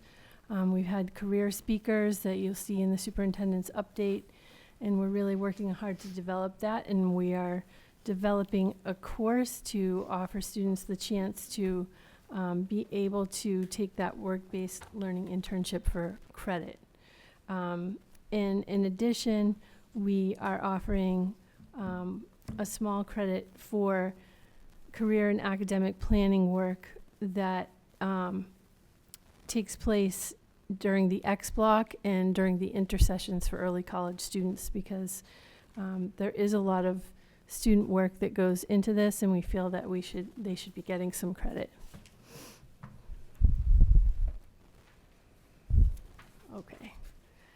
I'm happy to be speaking to you about our expansion with Salem State University, and we have confirmed this large number of new courses. These courses represent a deepening of the credit count for our healthcare and education pathways. The education pathway speaks to questions that you asked earlier in terms of what we're doing with our students to prepare them for the field of education if they're interested in the field of education. So we have already gotten this commitment from Salem State, and we're very excited about this. We are working on proposed courses with North Shore Community College. We have been working to build up our computer science pathway and our business pathway at the urging of Dr. Alvarez to make sure that all of our courses are well transferable. In the IT pathway, we're proposing to put in some courses that are a little more transferable in the area of criminal justice and cybersecurity, around cybersecurity, because this is an integral part of the IT field now. So we're thinking those would be great gen eds that would be more widely transferable.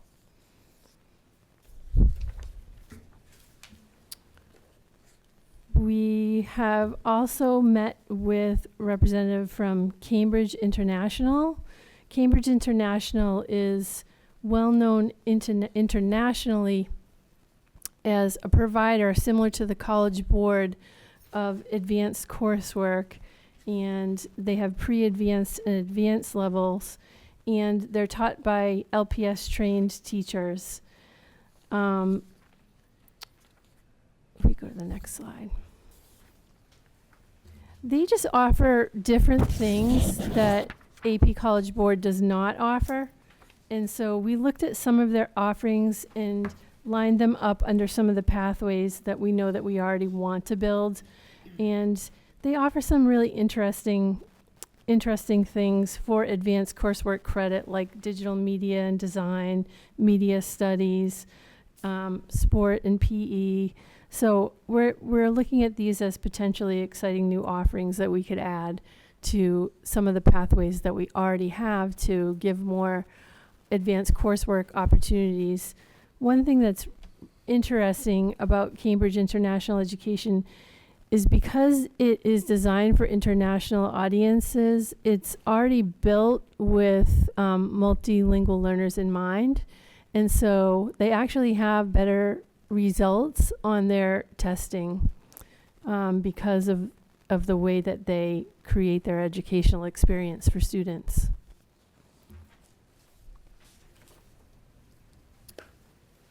Okay.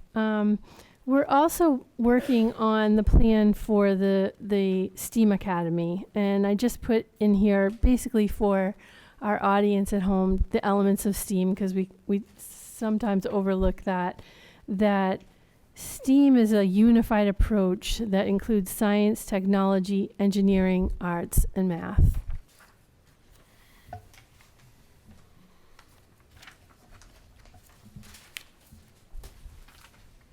So last year, as you know, we had a project where we developed a plan, a vision for the STEAM school. We looked at potential schedules, potential kind of courses, and now that we are becoming a reality with this school, we have a second phase of the project.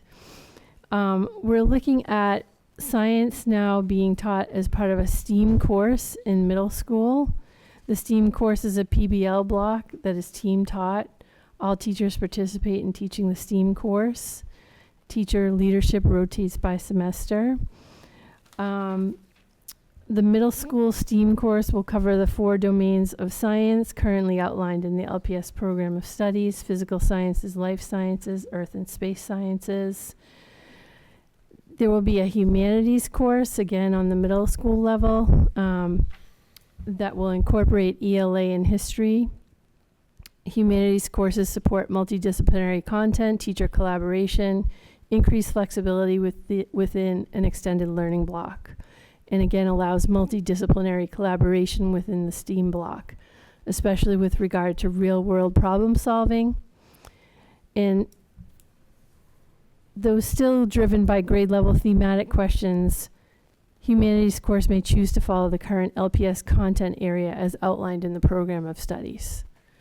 So this is a part 2 STEAM project that everyone is working on. We're so excited about it.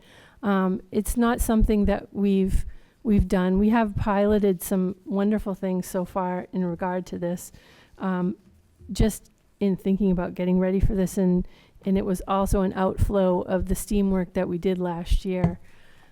But we have proposed 2 new courses, which would be the STEAM block and the humanities block. And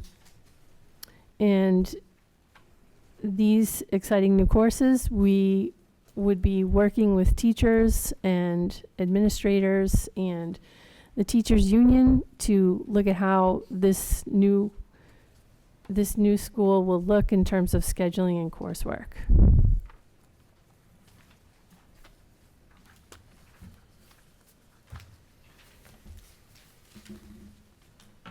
Thank you. Questions? Member Dugan, Member Gately. As always, thank you for the presentation. Just a couple quick kind of logistic questions. I love that we're encouraging our teachers to propose new courses. 2 questions around that. What does that look like exactly? And then how's the response been from our staff from that? I think the new ones listed on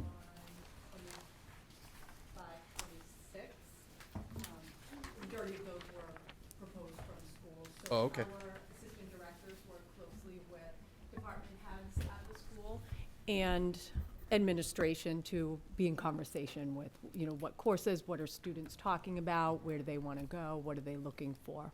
Great, thank you. And then the early college classes, my sons both took those when they were at classical, but it was over the computer, Zoom, Google Meets, whatever it was. How is that being delivered now? Is that still the case, or? So currently all classes are being delivered in person by professors. Yeah, unfortunately, when your son started, Yeah, it he was started early in the process. I think it was in COVID, yeah. Yeah, right. So yeah, we have moved to that. Right, thank you. Member Gately, Member Castellanos. Dr. Gardner, on Cambridge International Education, art and visual arts, health science, computer IT, and business.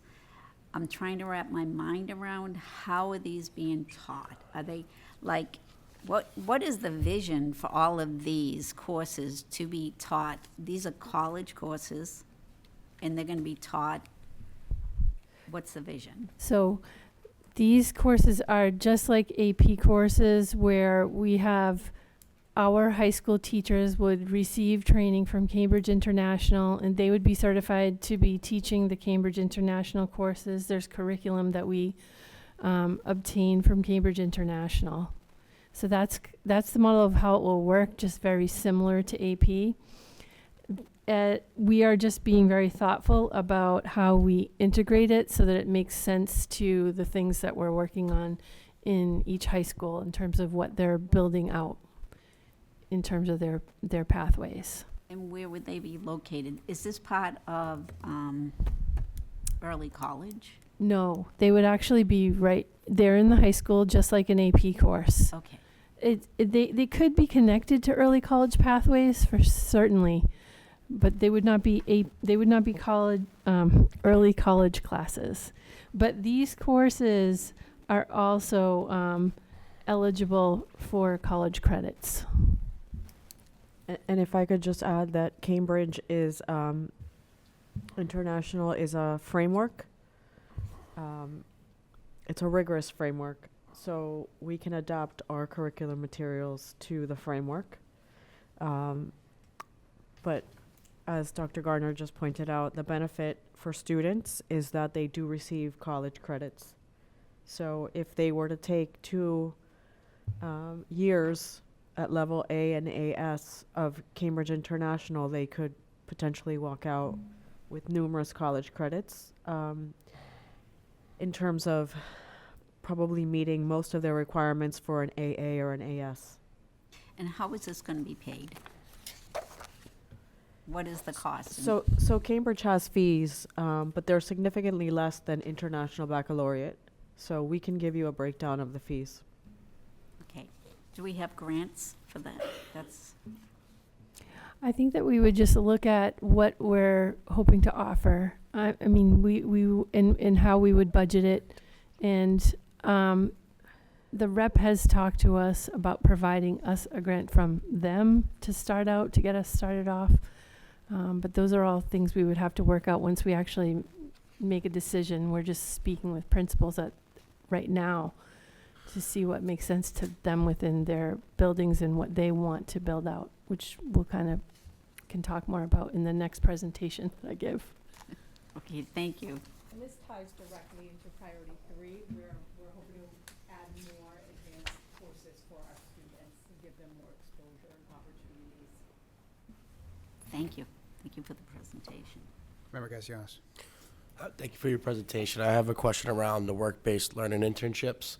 I really like that. I know when I was in college, I was, as a freshman, I had a wonderful professor who really pushed me to seek internships every semester, like the summer, and like to really max that out. And that was something that really changed the trajectory of my life, honestly, because I've been able to secure network and a social capital through those resources. And I remember, towards graduation, I found an internship, a paid internship. So are these going to be paid internships, or what's the criteria? I see like we're going to have supervisors on each internship, I believe, depending on the pathway or the organization.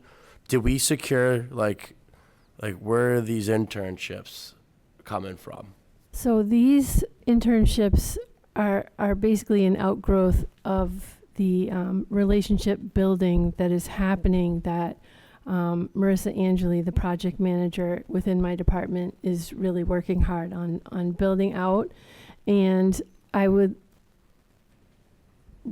want to give a lot of credit to Deputy Goris, because she's really bringing this whole energy around building these internships. And this is something in her previous district that she has a lot of experience with and is really helping guide this whole process. I mean, it takes just a lot of relationship building to go out and go find all of these partners, and both Deputy Goris and Marissa Angeli are working very hard on that. I don't know if you want to comment at all, but.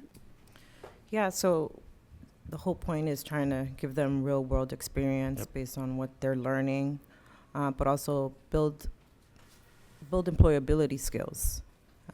So I know we heard like kind of in the COVID pandemic era, when we all came back to work, there was just like workforce was very difficult, and the skills of the workforce was challenging to find qualified people.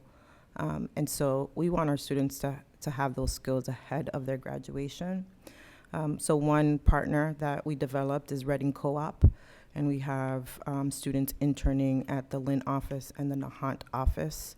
And they have a career trajectory there in the office where they start with a training. It's a 3-week training program. They build their skills, and they've worked with other vocational tech schools, Essex Tech in particular, and students are able to have a really good paying career while they go to school.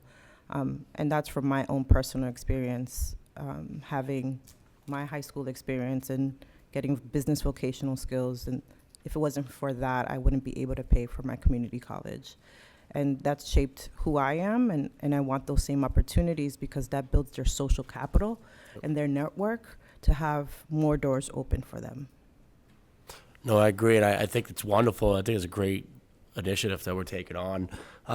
So just so I'm clear, it's so 9th through 12th graders have access to this work-based learning internship. This is where we're primarily building out internship experiences, but career speakers are 6 to 12. Yeah. So our interns that we have this year started 11th and 12th graders. We targeted those students. But we do have some 9th and 10th graders who are a bit older and are working and sometimes have to choose between school and work.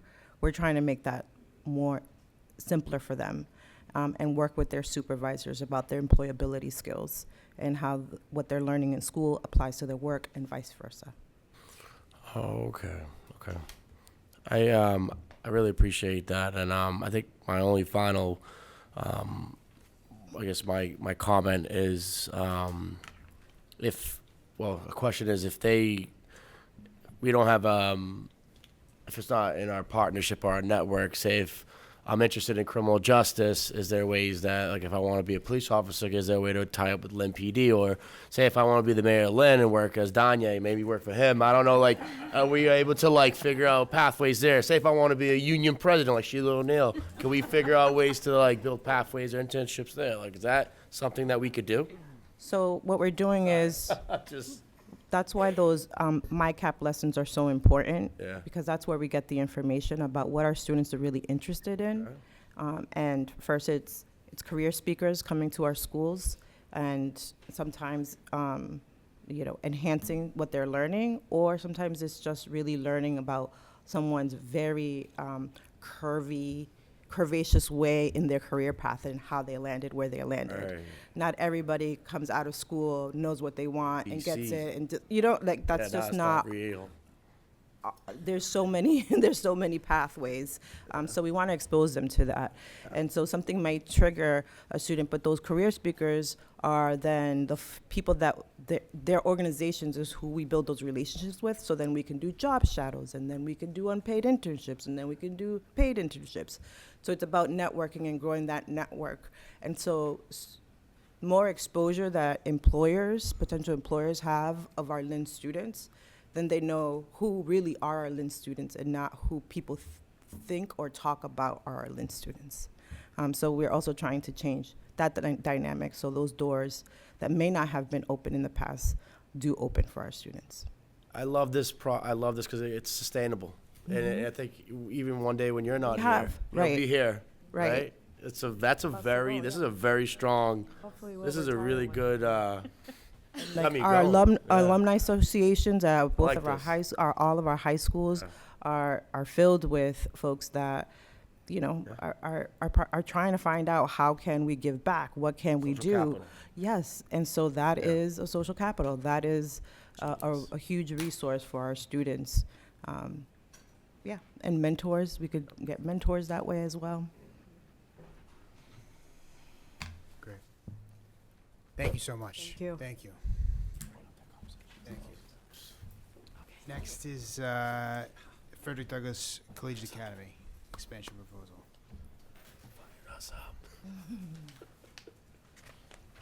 Okay.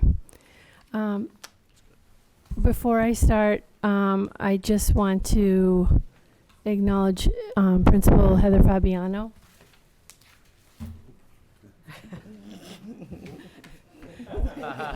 She's way in the back.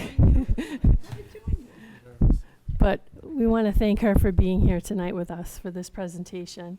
But not only for her being here tonight, but also she's been tasked with launching an early college high school wall-to-wall program in a building that doesn't really belong to us, and navigating all those dynamics and relationships and figuring out off the cuff when some challenging situations come up that higher education and regular K-12 education never planned for. What do we do in the intermediary?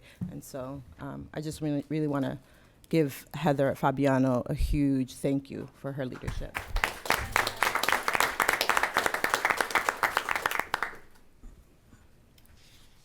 I should join you. Okay. I want to start this by talking about how this came about, and call it opportunity meets intentions. And city and school leaders have worked together on this to solve some of the district's most challenging problems, and are inspired to create amazing new school programs for students. And the solutions are designed to be opportunity rich for students. This is so important because we do have some really, really big problems to solve. One of the speakers was up here discussing what English and classical have gone through in terms of their enrollment. And this is really one of the biggest problems. And we know that we have to move programs, but when we do that, we want to make sure that we're providing really, really great opportunities. So I will start that way and move to what those problems are. So at the time when we opened Frederick Douglass, we really needed to develop some solutions, and that's where we started. We knew that because of COVID that the North Shore campus was very underpopulated. So we worked with them on this, but we do have a high lease cost. We do have a high lease cost for FDCA space at North Shore Community College. We also have a new program, Mass Educate, that allows for free community college for students in certain conditions. And this has decreased the space available on North Shore campus.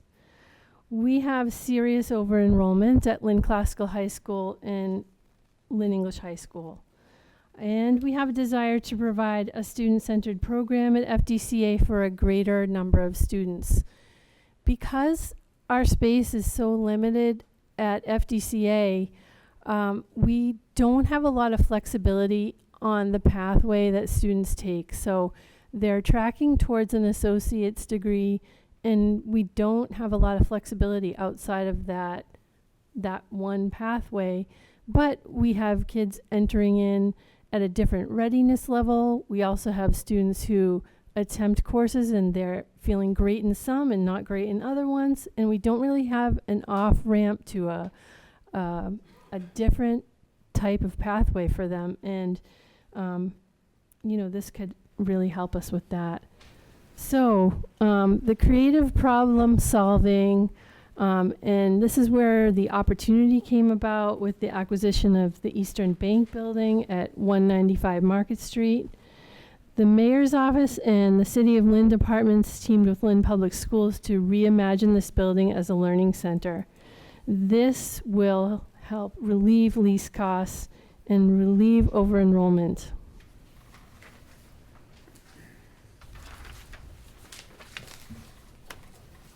The creative expansion that we're talking about is moving FDCA students into the new building within sight of North Shore Community Campus and increase enrollment.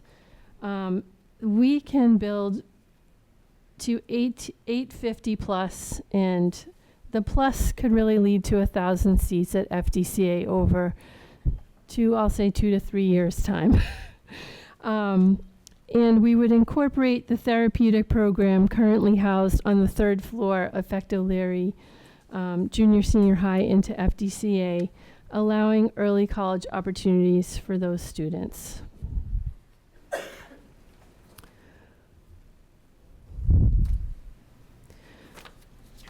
So the positive impact of some of the things that we're doing, it will lower our overall lease costs in the city to almost none. The college classes on North Shore Community College campus will help maintain that college experience.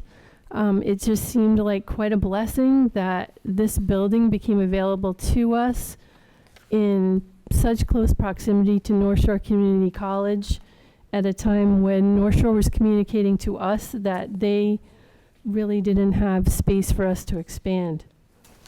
This will lower enrollment at Lynn Classical High School and Lynn English High School. This is projected over time to decrease their enrollment to $1,350 per school. This will bring us back to enrollments that felt comfortable in the late 1990s, and this will make a huge difference in the quality of education at those schools. This will allow us to create high credit tracks for more students at FDCA, increasing college degree completion rates for Lynn students. So they may not make, in the second track, they may not make it all the way to the associate's degree, but we're really putting them in a position, and many more students in the position, to complete a college degree. And they're right there on the campus. So it's going to seem very natural to them to complete their degree program. And as I said, we want to develop student-centered conditions at an expanded FDCA that allow for more variety in high school electives and early college pathways, which, due to the size limitations, we don't have that flexibility right now.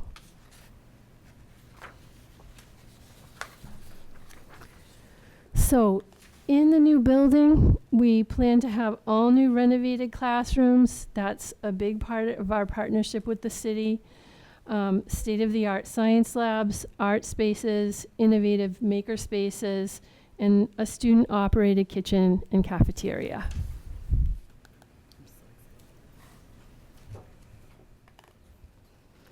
We will have more opportunities for innovation. The lowering of enrollments at Lynn Classical and LEHS opens more educational spaces in our flagship high schools. So over 10 years or more, our enrollment has really just increased so much, and we have taken over many spaces that used to be educational spaces for different reasons. So when that space is freed up, I think these two schools will be able to have a much better opportunity to reimagine their programs and introduce new innovative programs and pathways.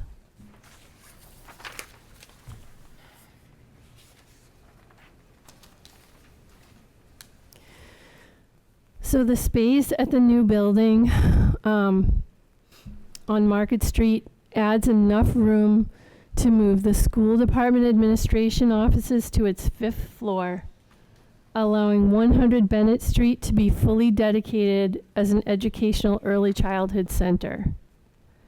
More space at Fecht O'Leary Junior Senior High allows for the creation of another new academy, which we're going to ask you about the name, so we don't have to call it that yet.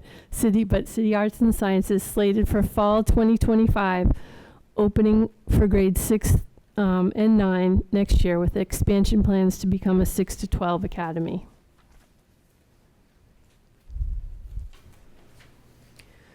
So to go through that timeline, in spring of 2025, LPS administration offices moved to 195 Market Street. Fall 2025, Frederick Douglass Collegiate High School moves to 195 Market Street with 352 plus students. Fall 2025, therapeutic program with Fecht O'Leary Junior Senior High moves to 195 Market Street with 36 plus students. Fall 2025, the STEAM Academy opens on 30 North Common Street in the Fecht O'Leary building with 100 6th graders and 100 9th graders. Fall 2025, 100 Bennett Street Early Childhood Center expands to full capacity, merging the Early Childhood Center at Bessem Street into Bennett Street. Fall 2026, high school alternative school program moves to 195 Market Street, second floor.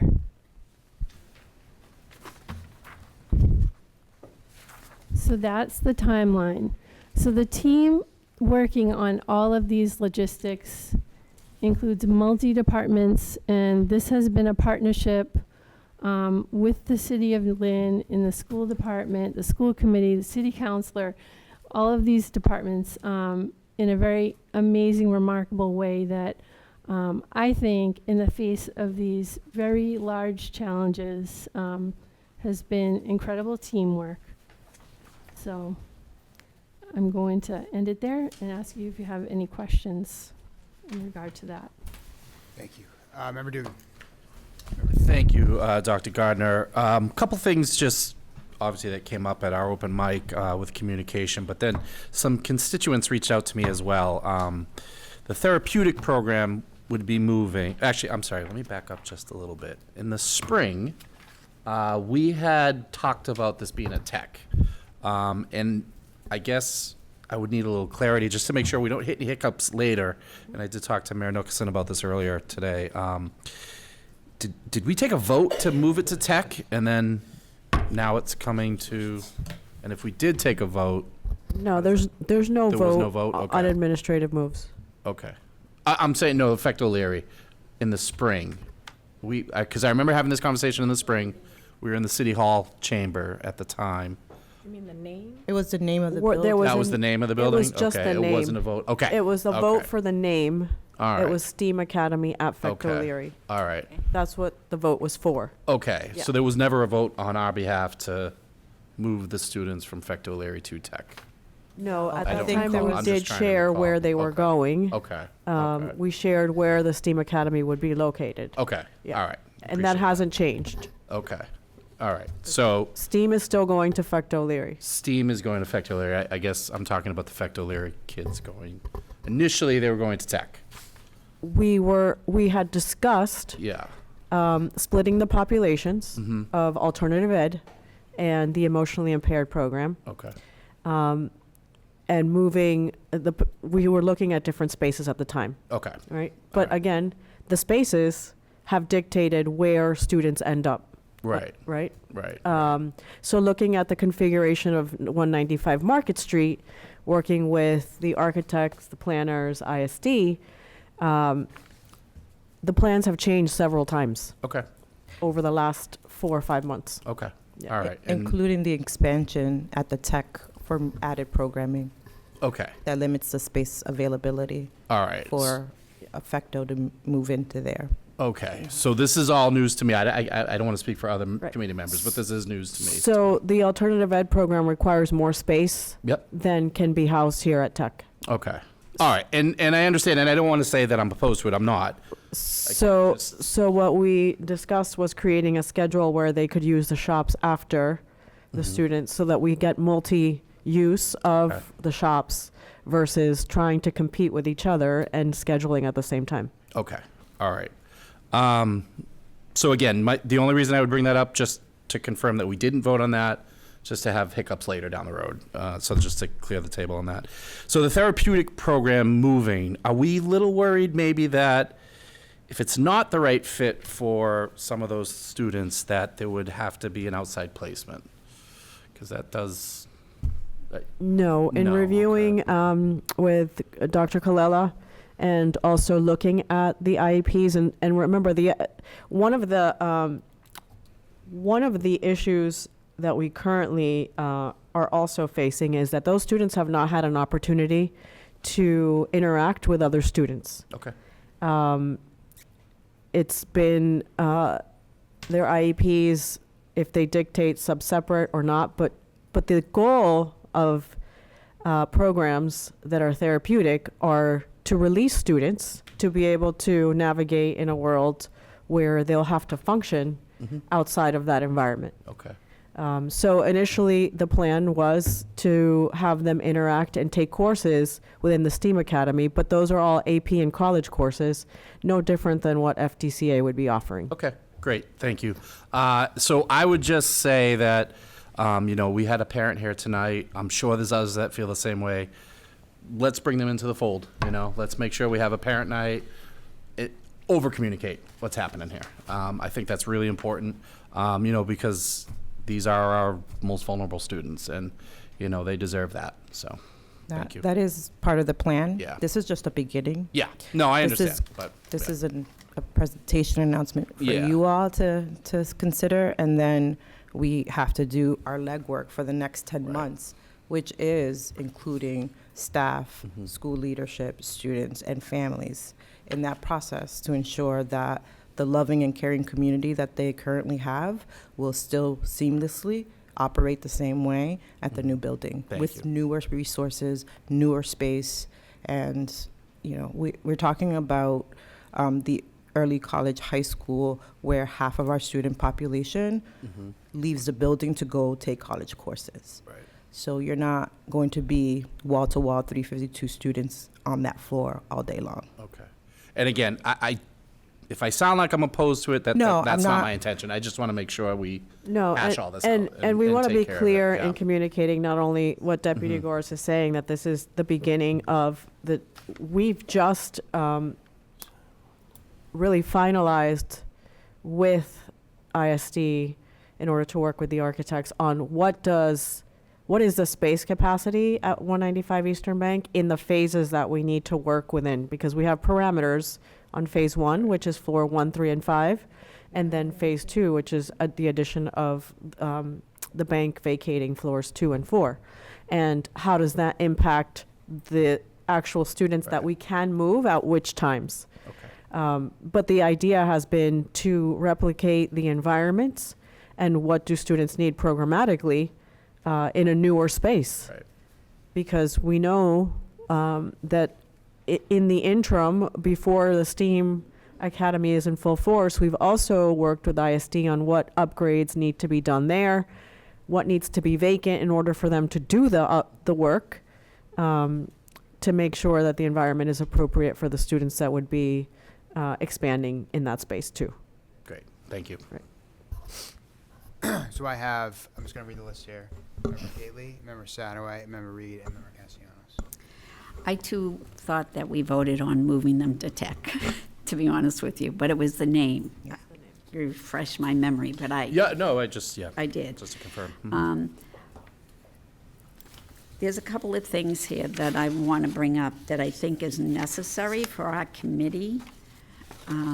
First of all, I really think over the vacation, over the Christmas break, that our committee gets invited to maybe walk through Eastern Bank to see the amount of space, because it's really difficult for us on this board to see, wow, they're going to fit this and this and this in there, because it just, I know it's a big building, but I like to see how that is.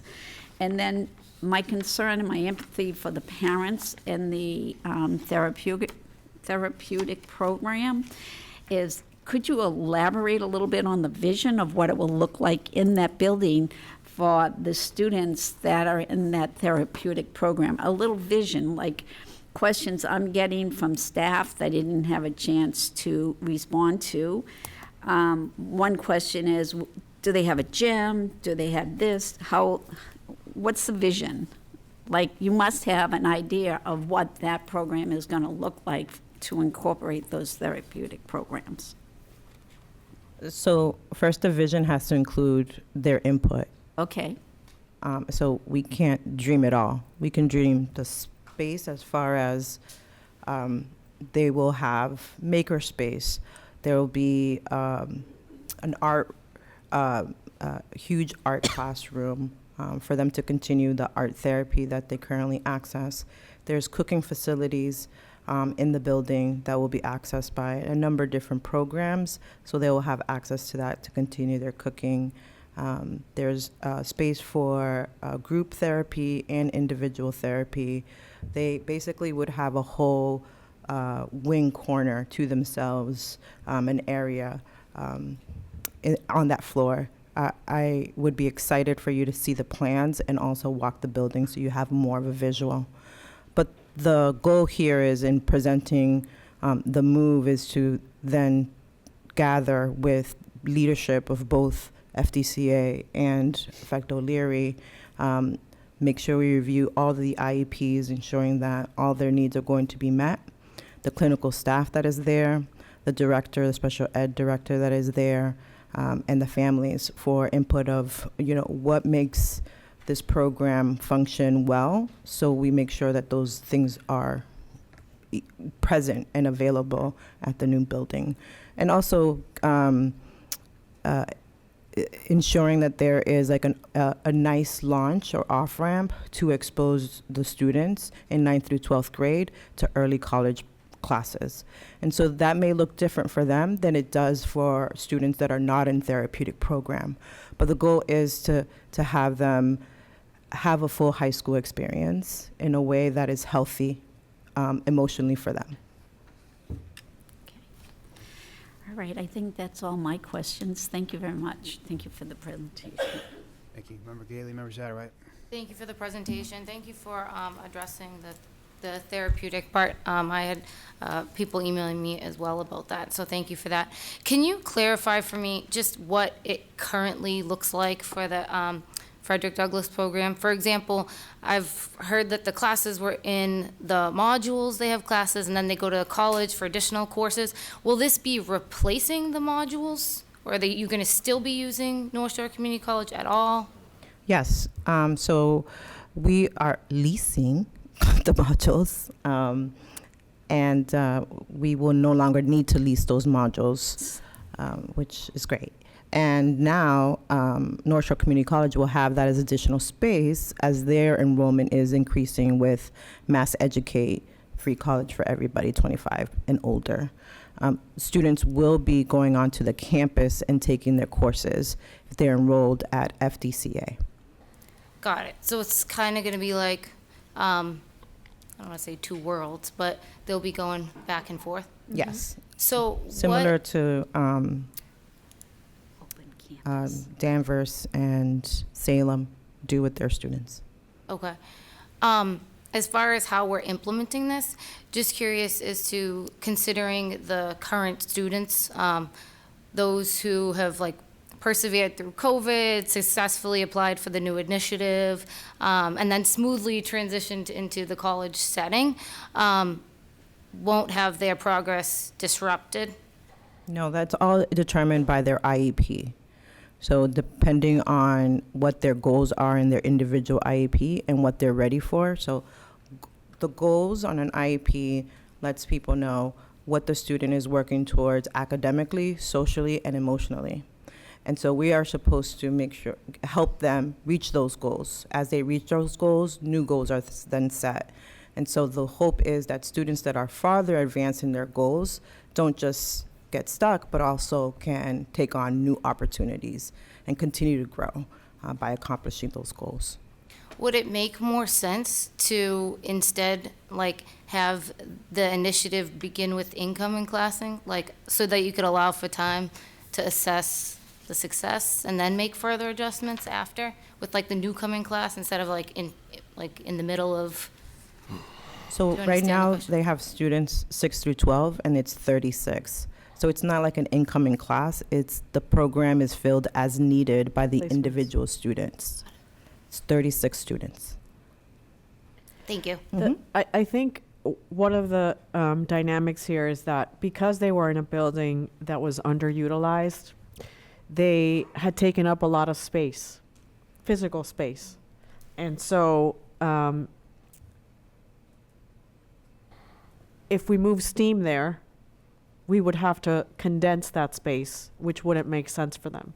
So recreating the spaces at Eastern, at 195 Market Street makes sense because we can actually now create what they need programmatically versus use what you have.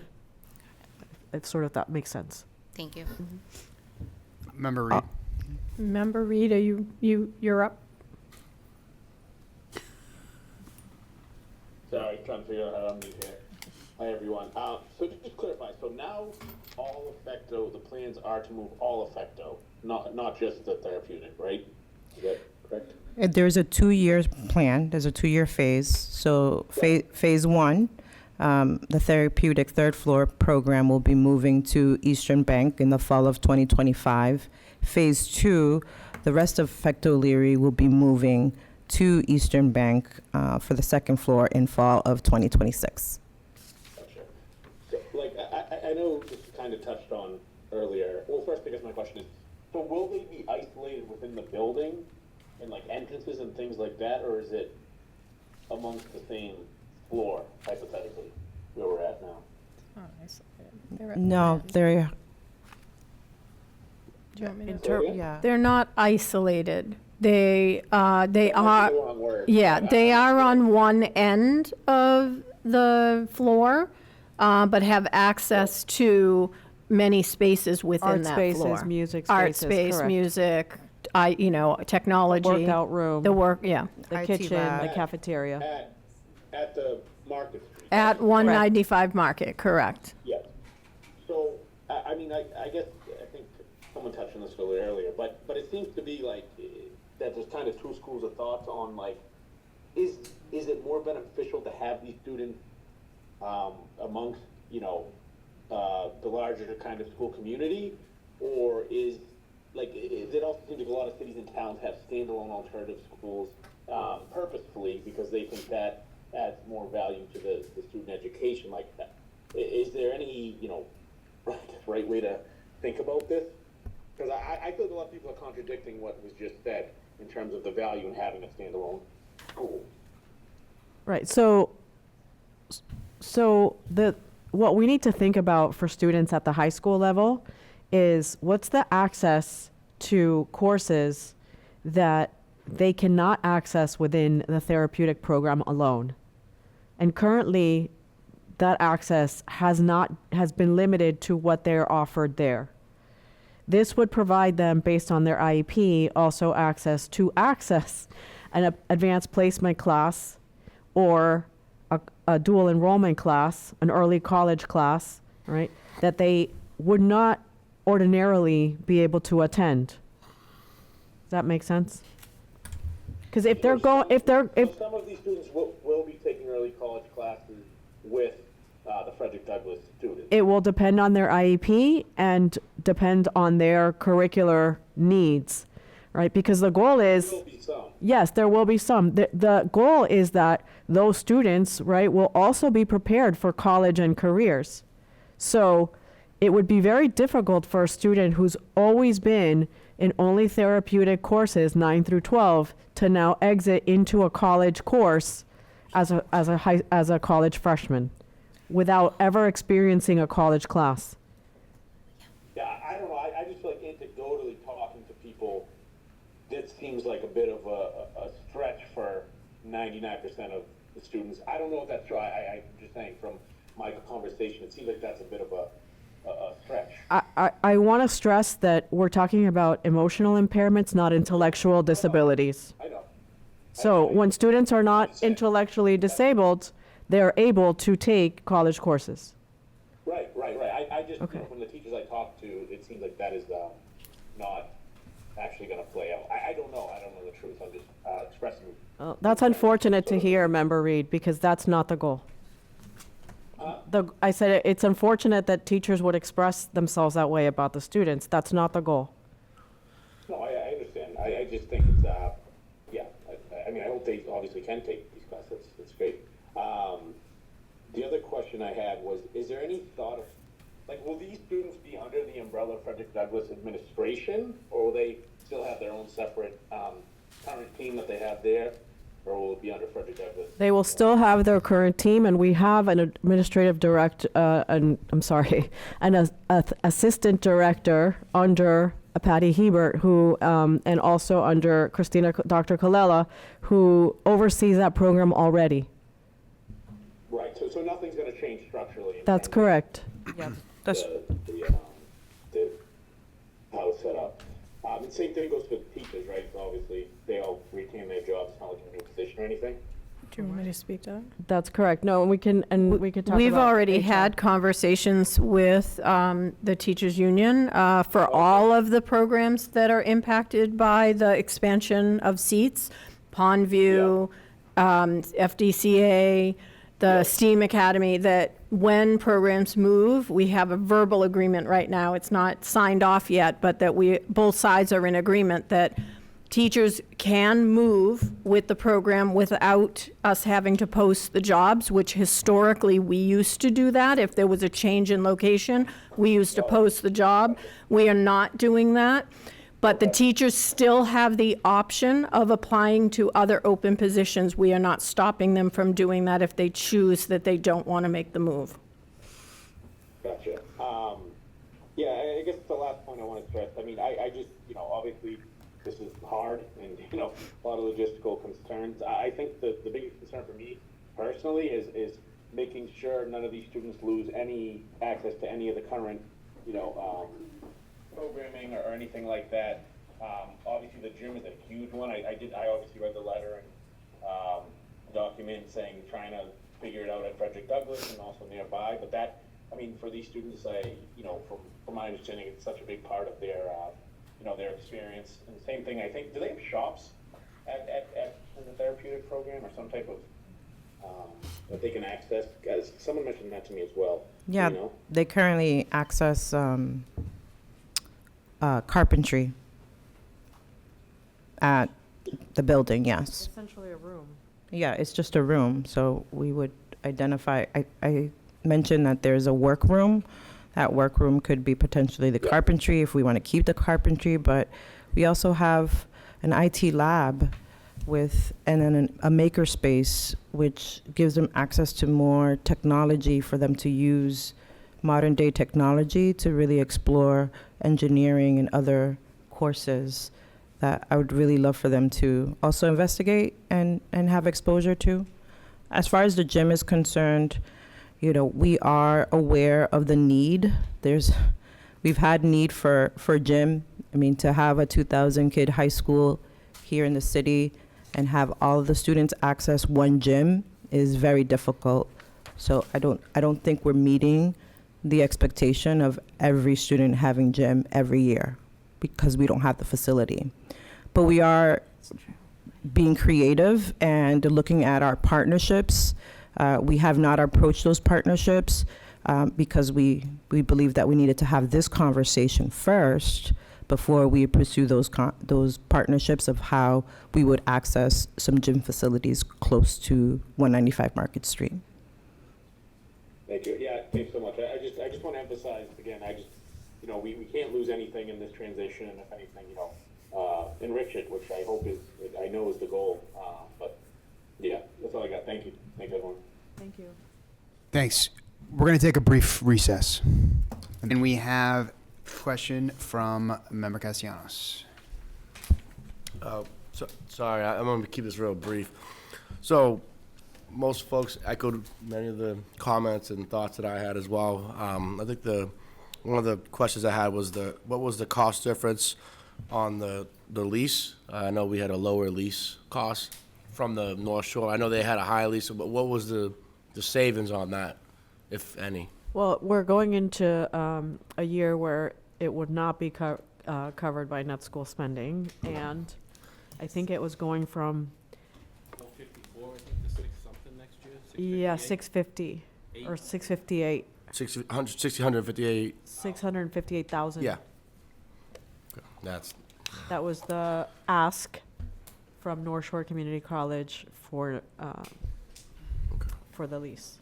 And I see the 2-year plan is to build out 1,000 seats, and that sounds like we're gonna have staff needs. Are we gonna have administrators are we gonna add staff for those? Well, we're gonna have to shift, right? Yeah. So are we gonna have an additional staff to add to that? I think first we have to have the conversation with the unions about with these Shifting personnel. with lowering student count at school buildings and increasing student counts at new buildings. What is it going to look like? How are we going to make sure that staff and leadership are taking into consideration with those moves. Yeah, I meant to say We don't have projections. a plan in mind because that is to be thought through with union leadership. Okay. You know what, I'm gonna ask is there any way I'm gonna reserve what, I'll just hold off until, exactly, my questions are, it's like a crystal ball question, I'm not gonna ask. Oh, crystal wait. ball, yeah. Projections, forecasts, financial forecasts for me are just important, you know? It's like if we are gonna go into if we move forward with the proposal, move forward, I just wanna be able to Well, we afford. have over $850,000 in leases currently. So To consolidate. the plan was to eliminate all of those lease costs by then using the remainder of 195 Market Street. Okay. Are there any other questions? I was going to Okay, say because something, but Dr. yeah. Colello wants, Oh. I want to invite Dr. Colello to share something about the programmatic needs of the students in the therapeutic program. Yeah, I just wanted to clarify that the therapeutic program is not a separate day school. So the goal always is to provide opportunities for them to be included. As you know, there's a new IEP that came out this year, and the focus of that is really looking at students' strengths and providing them access to the least restrictive environment whenever possible. So this allows us to be able to do that in an appropriate setting. So not only would they possibly have access to the college courses, there are Lynn Public Schools courses that will be run at FDCA that would also be applicable to students.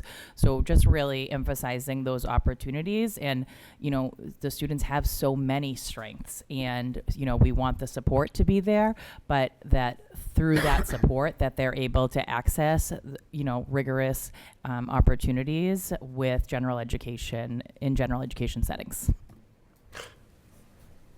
Yes, I forgot to I want to thank Erin Doherty for, I think she mentioned she's been with us for 21 years and then 16 years at Facto, and I think you had a really powerful testimony. I want to thank you, and I think the folks who did speak up today, in some of the emails and obviously communications that we got, it was really clear that folks wanted to be at the table. I think the community forum that was discussed, or I know that's going to be in the next, that this is our next steps, right?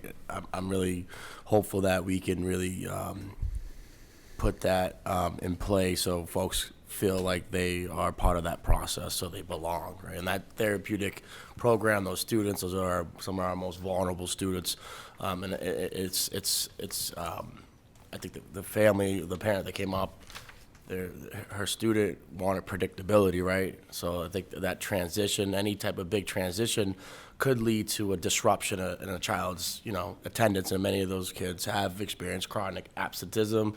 I think that's something that she mentioned in the pandemic. She brought that up.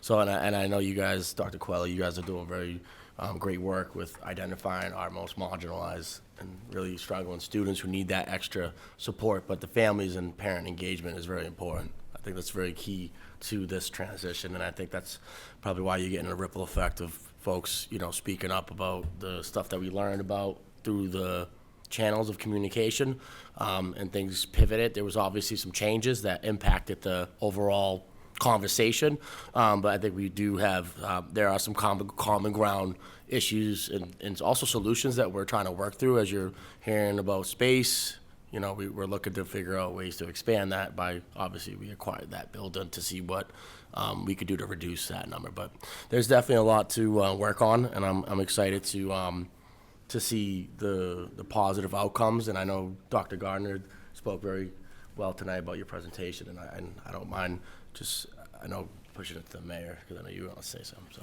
I'll stop talking now.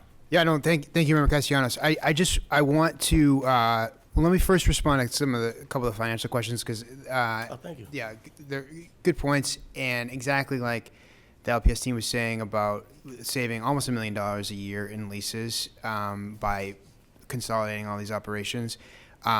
There is the dynamic of those leases after 3 years not counting towards net school spending. So they hit the city's books in a certain way that we'll now avoid. And that helps us with respect to the debt service, because in order for us to execute this transaction, we had to issue bonds, and so that'll be on the city's books, but that kind of balances out. There's certainly this is a big building, and it's going to be expensive to operate, or there's going to be a cost to operate it.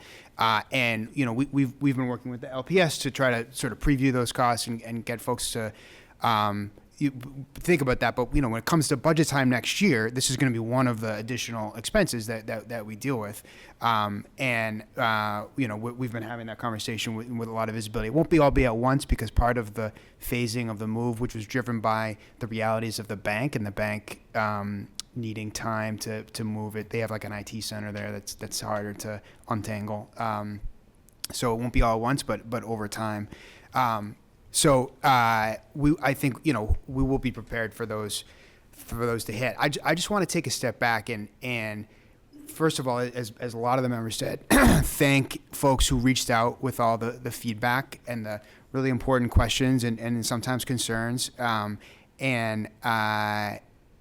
There is some really special work that's happened at Vector O'Leary for years that I think this district is really proud of. I think I certainly know that every spring it's one of my favorite graduations because of it's just so evident how much care and passion have accompanied those students through so much over their time at Vector O'Leary, and so that gives me great confidence that while it won't be easy and these are important questions and we need to have these kind of dialogues, that care and passion is going to go with those faculty and with those students to this hopefully what will become an improved physical environment. I think that taking another step back, I know everyone here knows about the incredible pressure that our schools are under from overcrowding. And the limitations that we have as a community financially. We are extremely fortunate to be 2 years away from opening a brand new Pickering Middle School. We all know what happened several years ago, the first time we tried to do that. And I think folks know how close we were on the margin to being able to do this one financially, and how hard you all and the teachers union and everyone else had to fight to get that funding from the state in the last year for this to work. And that we're fighting to change that system all the time, but under the current system, so that Pickering Middle School is about $200 million. We're essentially creating a brand new high school. So to build a new high school in the city of Lynn, we're talking about $300 million to have the impact that this is going to have on our other high schools. The city wouldn't be able to do that under the current system, which again is unfair and inequitable, trying to reform, but under the current system for decades. This Pickering debt is their 30-year bonds. And so this is, I think, a really exciting opportunity that will allow us to achieve what would have been impossible. And it's only happening because we're all working together. We have the city departments and the council and you all, and as we get closer to implementation, it's going to be more and more at the operational level with the faculty and the parents and the students in those buildings. And I think it is a great sign. You see, this is happening in cities all over the country where the downtown buildings aren't what they used to be because of remote work, right? And it's in some places it's hollowing out the downtowns, and this is a sign, I think, of how much of a premium this community puts on education, that we're taking what could have been, a disaster in one of our biggest employers in the downtown and filling it with the next generation and our really strong belief in the power of education. And it is going to be a non-conventional environment in the sense that it's an office building, right? It's not built as a new school. If we had $300 million and a site, we would build a school, but we don't. And it is, I think, it is a sign of confidence in our faculty and our students that I have no doubt that this building is going to come alive with learning. Because even though right now it's cubicles, they're nice. I mean, it's one of the nicest office buildings in the city. But it's not classrooms yet, but it's going to be. Okay. And if that's going to happen by working with the faculty that have been doing this for decades. It's going to happen by listening to students. I was very glad to hear a student earlier this evening. I know that the administration has really been cultivating that student voice. And we're going to continue to have these conversations together like we're having tonight. And I think there's a lot to look forward to as this unfolds. And we'll certainly look forward to working with the school committee throughout that. That was really sweet. I really appreciate that. I want to cry. Great. Next is a request to accept a donation of $1,000 from the Wicked Running Club to LVTI outdoor track team. And the request is to accept that donation of $1,000. Motion. Wasn't it So moved. the proposal, wasn't it? Was Mr. Dr. Garner making a proposal? I don't think it did. required a vote, though. It's a Okay, you didn't presentation. need a vote, okay. Yeah. It says proposal, but I think it was just a presentation, yeah. So we have a motion made and seconded. All in favor? Aye. Opposed? Ayes have it. Hey, Lenny. Next is $2,693 from Snap Mobile to LVTI cross country team. What's the recommendation of the superintendent? To accept the donation. It's the will of the committee. All in favor? Aye. Opposed? Have it. Ayes have it. And then $250 from Boys and Girls Club to LPS Inclusivity Program. What's the recommendation of the superintendent? To accept the donation. So moved. There's a second? Second. All in favor? Aye. Opposed? All right. Ayes have it. Thank you.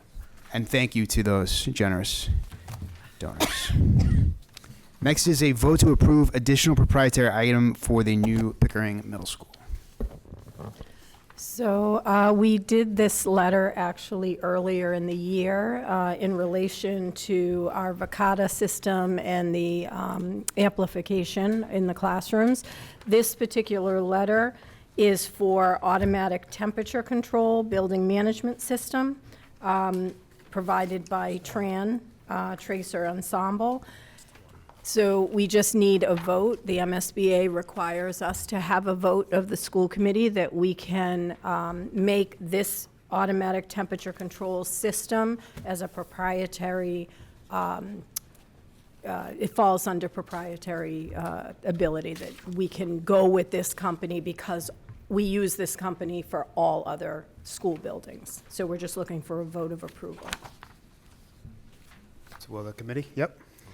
And this is also in the Pickering plan. The building committee already sort of approved this, but they needed to come before us to ask us. So I definitely want you to know that this is why we're coming here. So that we can go to our meeting next week, Brian, and approve everything they want, so we can move forward. So I make a motion to approve this additional proprietary item for the new Pickering Middle School. Second. Roll call, please. Member Castellanos? Yes. Member Dugan? Yes. Member Gately? Yes. Member Pena? Yes. Member Reed? Yeah. Member Sadowite? Yes. Mayor Nicholson? Yes. Next is the name change of STEAM Academy at Fecto O'Leary to City Arts and Sciences Academy at Fecto O'Leary. Dr. Gardner. Yep, I just have a couple of remarks. We asked for a name last year of STEAM Academy at Fecto O'Leary. We have considered this, and we have, in the STEAM Phase 1, we worked with multiple arts partners from the city, and we also worked with the Northeastern Marine Science Center. We want to celebrate the fact that this school is the first school with a really dedicated interest in the arts. So we also want to bring the feeling that the whole city of Lynn has to be an arts and cultural hub. And so we were thinking about that in terms of this name being City Arts and Sciences Academy to kind of catch that feeling of the downtown and the arts and cultural district. So those were the thoughts behind the name change and maintaining that still City Arts and Sciences Academy at Fecto Leary. With the acronym of CASA, which is a nice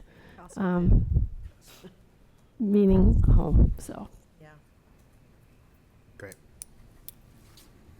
Any questions? Is there a motion? Oh, a motion to accept the change of the STEAM Academy at Fecto Leary to City Arts and Science Academy at Fecto Leary, CASA is the acronym. Second? Second. Roll call, please. Member Castellanos? Yes. Member Dugan? Yes. Member Gately? Yes. Member Pena? Member Pena? Yes. Member Reed? Yes. Member Satterwhite? Yes. Mayor Nicholson? Yes. Thank you. Member Dugan, were there any votes taken? Yes, so in the policy subcommittee meeting, we took a vote to approve the admissions policy for the STEAM Academy. Well, I'm sorry, we can officially say the City Arts and Science Academy at Fecto Leary. Is there a second? Second. Roll call, please. Member Castellanos? Yes. Member Dugan? Yes. Member Gately? Yes. Member Pena? Member Pena? Yes. Member Reed? Yes. Member Satterwhite? Yes. Mayor Nicholson? Yes. Is there a motion to amend the agenda to place executive session at the bottom? So moved. So moved. Is there a second? Second. All in favor? Aye. Opposed? Aye. Ayes have it. So we will turn it over to communications. Thank you. So in the superintendent's report for this month, as the holidays approach and we near the end of the calendar year, it's an appropriate time to reflect on the energetic, enthusiastic efforts of our students, teachers, administrators, and staff as we approach equitable outcomes for all. Equity remains at the center of our mission, and we're dedicated to closing opportunity gaps, elevating every voice, and creating a space where every student feels valued. We have taken the time to reflect and align the vision with our actions to remove barriers and achieve the outcomes we desire. The departmental updates that follow in this superintendent's report provide a review of important initiatives in our district that are underway and or in the planning stages.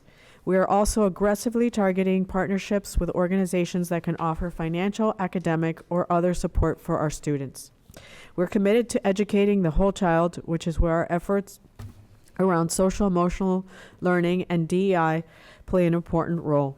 It is worthwhile to reflect on not only the achievements, but the opportunities that lie ahead. I know I am grateful to lead a district that places such a priority on the pursuit of excellence for all students. Additionally, I'd be remiss if I did not share the collective excitement about the facilities changes addressed this evening and the need for programmatic change and addressing overcrowding, as well as the city's acquisition of the Eastern Bank location. The press releases are attached to this report as well. And with that, I'm wishing you happy, healthy holiday season with your loved ones, and I'm looking forward to a new year with all of you. Thank you. Thank you. Is there a motion to go into executive session? Motion to go into executive session. That's for contract negotiations with non-union personnel and Dr. Alvarez, Executive Directors, Junior ROTC personnel. Is there a second? Second. Roll call, please. Member Castellanos? Yes. Member Dugan? Yes. Member Gately? Yes. Member Pena? Yes. Member Reed? Member Reed? Member Castellanos? Yes. Member Dugan? Yes. Member Gately? Yes. Member Pena? Member Reed? Member Satterwhite? Yes. Mayor Nicholson? Yes. First item, Oh, shoot, I lost Sean. Sean was here. So I'm talking, this is the time we used to leave all the time. Back? Welcome back. This is What time normal. is it? Remember this? Yeah. At midnight. I haven't done this in It's ever. light. One meeting. Got Lenny on the freeway in Florida. On a motorcycle. There's an awful lot of noise coming from Yeah. you. All right, we got everybody? Yeah, we get it. All right. The first item coming out of the executive session is a 3.5% COLA for the 6 executive directors, effective July 1, 2024. Yeah. Is there a second on that? Second. Yep. Roll call. Member Castellanos? Yes. Member Dugan? Yes. Member Gately? Yes. Member Pena? Yes. Member Reed? Yes. Member Sadowite? Yes. Mayor Nicholson? Yes. The second item was a 3.5% cost of living adjustment for the superintendent, effective July 1, 2024. Okay. Motion to accept the cost of living Is there a second? adjustment. Second? Second. Roll call, please. Member Castellanos? Yes. Member Dugan? Yes. Member Gately? Yes. Member Pena? Yes. Member Reed? Yes. Member Sadowite? Yes. Mayor Nicholson? Yes. Motion to adjourn. All in favor? Aye. Did I move us too fast? No. Night, boys. Good night.